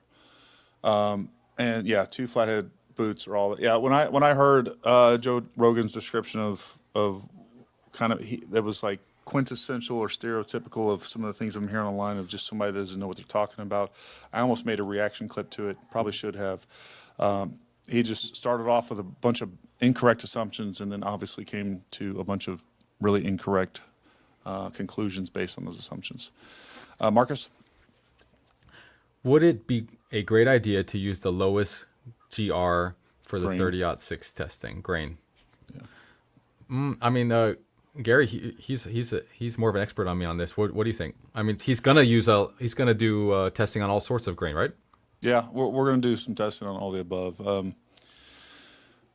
I think what you ultimately need is a fairly medium-sized round, medium weight round with low recoil and less powder volume. I don't even know if it's possible because even some of the low recoil ones are still moving at quite the clip at like 150 grain. The problem when you get to those lower grain rounds, most of those are like varmint rounds and things like that, where they're now moving over 3,000 feet per second and they're pushing like a 90 or 100 grain or even 125 grain bullet. So typically what I found on the 30-06 is the lower you go in weight, the velocity is going way up. So I don't know. Boy in the red shirt with media that's silence. He mentioned 5,000 others. Our event doesn't want play witness. Video means videos ain't evidence. That's not what that means. Chris? Gary, thank you for insight into this case. I've learned a lot. Well, thank you, Jason. I just wanted to make you read that, Chris. Yeah, just so I can say thank you. A lot of civilians think all CIA are field agents, just like they think everyone in the Army is infantry. UPS driver over an analyst, though. Damn. Yeah, that was pretty ruthless, but clearly, all of our experiences vary, but I understand where he's coming from. What about Erica and Tyler in a movie, same as Snake Eyes? But like I said, I do want to kind of explore that a little bit. Chris? As a CIA analyst, UPS driver, and Snake Eyes actor, the theory is possible. Pick one. Marcus? Really, why would the government cover it up? You could easily argue it helps advance an agenda being set. Could be a political sacrifice. Nobody believes FBI. Who benefits divided, we fall. Who has turned up the heat at every way. How can I answer that? I mean, why would they cover it up? There's so many. I would think say that's a statement. I don't even know that you. Yeah, I mean, maybe he just wanted me to read what you there. have to say. Yeah. It'd be a lot to unpack that all the way. Okay, I hope you're happy, Jeffrey. Clavicle or armor deflect, soft jacket in the neck, clearly something visuals in that area. I don't think anything can be explained by it hitting the clavicle and deflecting. It would have to be something a little bit more ballistically resistant. Doc, do you think there's any possibility that we see what we see based on a deflection from a collarbone? No. All right. Chris? Does it seem odd that the FBI said bullet 2 fragmented to match to the gun, especially with bullet size? Did the FBI come out and say that? I haven't heard the that. bullet has been too fragmented to identify and match to the gun? I heard it somewhere. I just don't know if it came officially from the FBI. So it's worth looking into. So many of these internet rumors get turned into news reports when we know it's not true. Just like apparently there was a autopsy report done. I did see there is an autopsy being done. It wasn't done at the UVU medical facility or wherever they were, but an autopsy was being done, and that immediately got turned into there was no autopsy being done. So Yeah, great point. These internet rumors through the game of telephone get turned into official statements, and it's just not true. Eczema Free Ashley, thank you very much. While you're looking that up, I'm going to go through. I'm going to hit 10, 15 comments, Okay. and then we're going to call it a night, folks.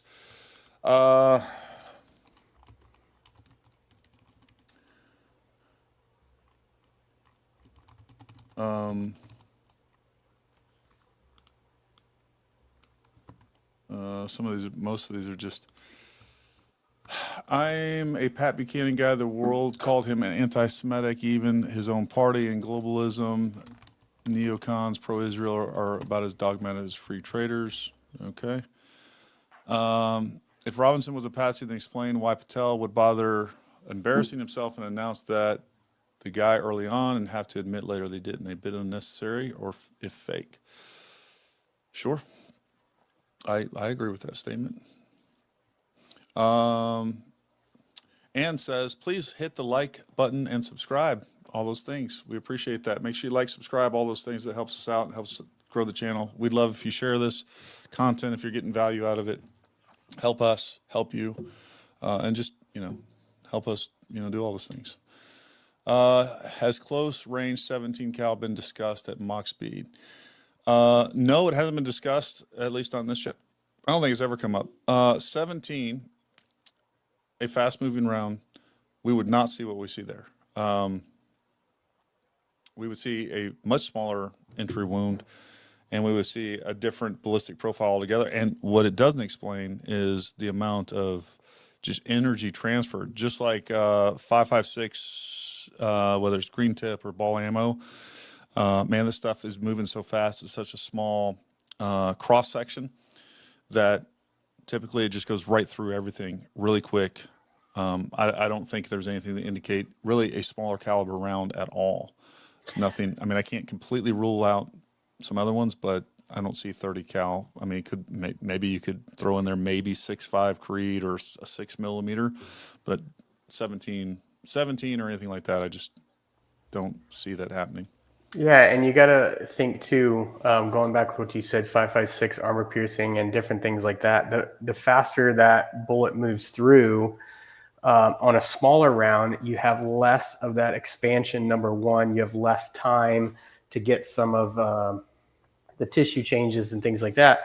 And overseas, we stopped using some of the armor piercing rounds in guys because we were having, to shoot guys multiple times in order to get them to fall because it wasn't causing the internal damage. Yeah, none of that. Most of the energy it was just zipping through them, and then most of that energy was being dispersed outside the body. Right, it would just keep going and going and going. Whereas just like what Chris is saying, we switched from green tip to 77 grain when we were going on targets for that, just because of the difference in ballistics.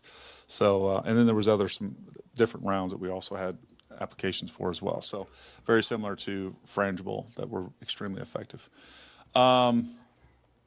Is there a difference between a remote air pellet in the shirt and explosive in the shirt? Yeah, there's a difference. I don't think anything that we see there would be explained by what you're suggesting, Ashley. Marcus? So the findings is from that last question is the FBI seems to be showing a lot of restraint as far as what they've released, as far as anything other than just trying to initially help them identify the shooter. So they've released the fact that there was DNA on the screwdriver and towel that they found. And but anything that goes beyond just identifying him as the shooter at that time, as far as the ballistics, forensics, all that appears to be very held within the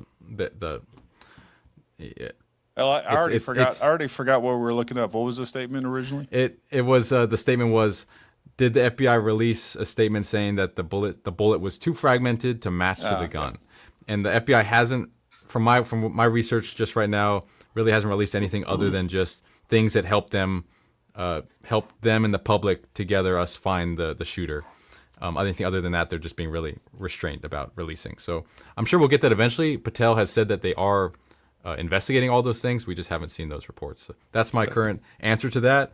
And then for Gordo here, so there was an empty shell in the gun, but you have to remove the bolt to disassemble, correct? No, that's not correct. So he put it back together and put an empty shell back in. He didn't, from all accounts and from, I think we're pretty unanimously agree that he didn't disassemble the rifle after shooting, immediately got up and hauled ass off the roof and into the forest. And the shell was just left in the chamber. It is technically possible to disassemble it without removing the bolt. Usually don't do that, but you can do it. So, yeah. So I mean, this is again where these weird things. Again, Gordo, no offense to you, but like you're assuming that it's just common knowledge that you have to disassemble the bolt. You have to remove the bolt to disassemble, and that's not correct. We're removing the stock from the barreled action, and that's what has been proposed. There's been no proposition. I know this was early on that somebody's saying that, hey, and this wasn't from the FBI or this was just literally internet lore where people said, oh, he must have disassembled it before he got off the roof. That's not true. And now there are pictures that are clearly showing the gun. They're crappy pictures. And you only see it in a couple frames where it's clear to me that the gun is whole when he's getting off the roof. And you got to go look at Gray Hughes Investigates and his video of that. Well, folks, listen, I really appreciate everybody tuning in. We've kept Chris out too long. It's still like, I don't know, it's only like 4 p.m. or something like that in California, right, Marcus? It's 8 p.m. You but guys it's are late like, there. you guys are like 12 hours behind us over there in fruitcake land. But listen, I'm folks, still at work. Real quick, there's a few more of these super chats that have jumped in. All right, real quick, I'm going to hit these. I'm a UPS driver and know plenty about ballistics and firearms reload. Best comment of the night. Thanks. Hey, I was talking about you, Jason. Talking about you. What about 5.7, the speed and ability? No, I don't think we're seeing 5.7. Not all PP time is poo-poo time. All poo-poo time is pee-pee time. Cheers, boys. Double the TR footage. Doubt the TR footage. Why everyone walking, driving normal after jump off roof. Different day. Dairy Queen pick. We talked about this. No one pays attention anymore. Those people driving probably didn't even see him. Are y'all expanding dialogue on this case this week? If so, keep going. Your opinions and analysis are appreciated. The so-called text exchange, Tyler said it's unique. Yeah, it is unique in that it's an old rifle. Go Dogs. Wonderful if your wife and I were at the same times. Painful loss to Bama. I think she graduated in 2002 or 3, somewhere around there. Maybe 2004, 2003. Have you considered tandem projectiles? I have. I see no evidence of tandem projectiles. There's nothing that looks like he was shot twice. All right, folks, we're going to call it there. We appreciate you guys tuning in. Chris, we really appreciate you coming on. Marcus, I always Nice to meet you, Chris. thoroughly Yeah, man. enjoy. Thanks, Marcus. Enjoyed your you on. perspectives. I'm trying to give you a compliment. Damn it, you keep talking over me. No, I appreciate both of your perspectives tonight, and Marcus, we always appreciate yours. And Chris, we'll definitely have to have you on again. I enjoyed this chat with you, folks. We appreciate everything. You guys don't go anywhere, but we appreciate you guys. We appreciate your support. Hopefully, we answered most of the questions that are out there. Go watch my video that I just dropped today, like 7:30 or something like that. I think you'll find some value in that. But anyways, we love you guys. We appreciate it. Like, subscribe, share our content. Go follow us all on Twitter. But until next time, stay armed, stay ready. We'll talk to you soon.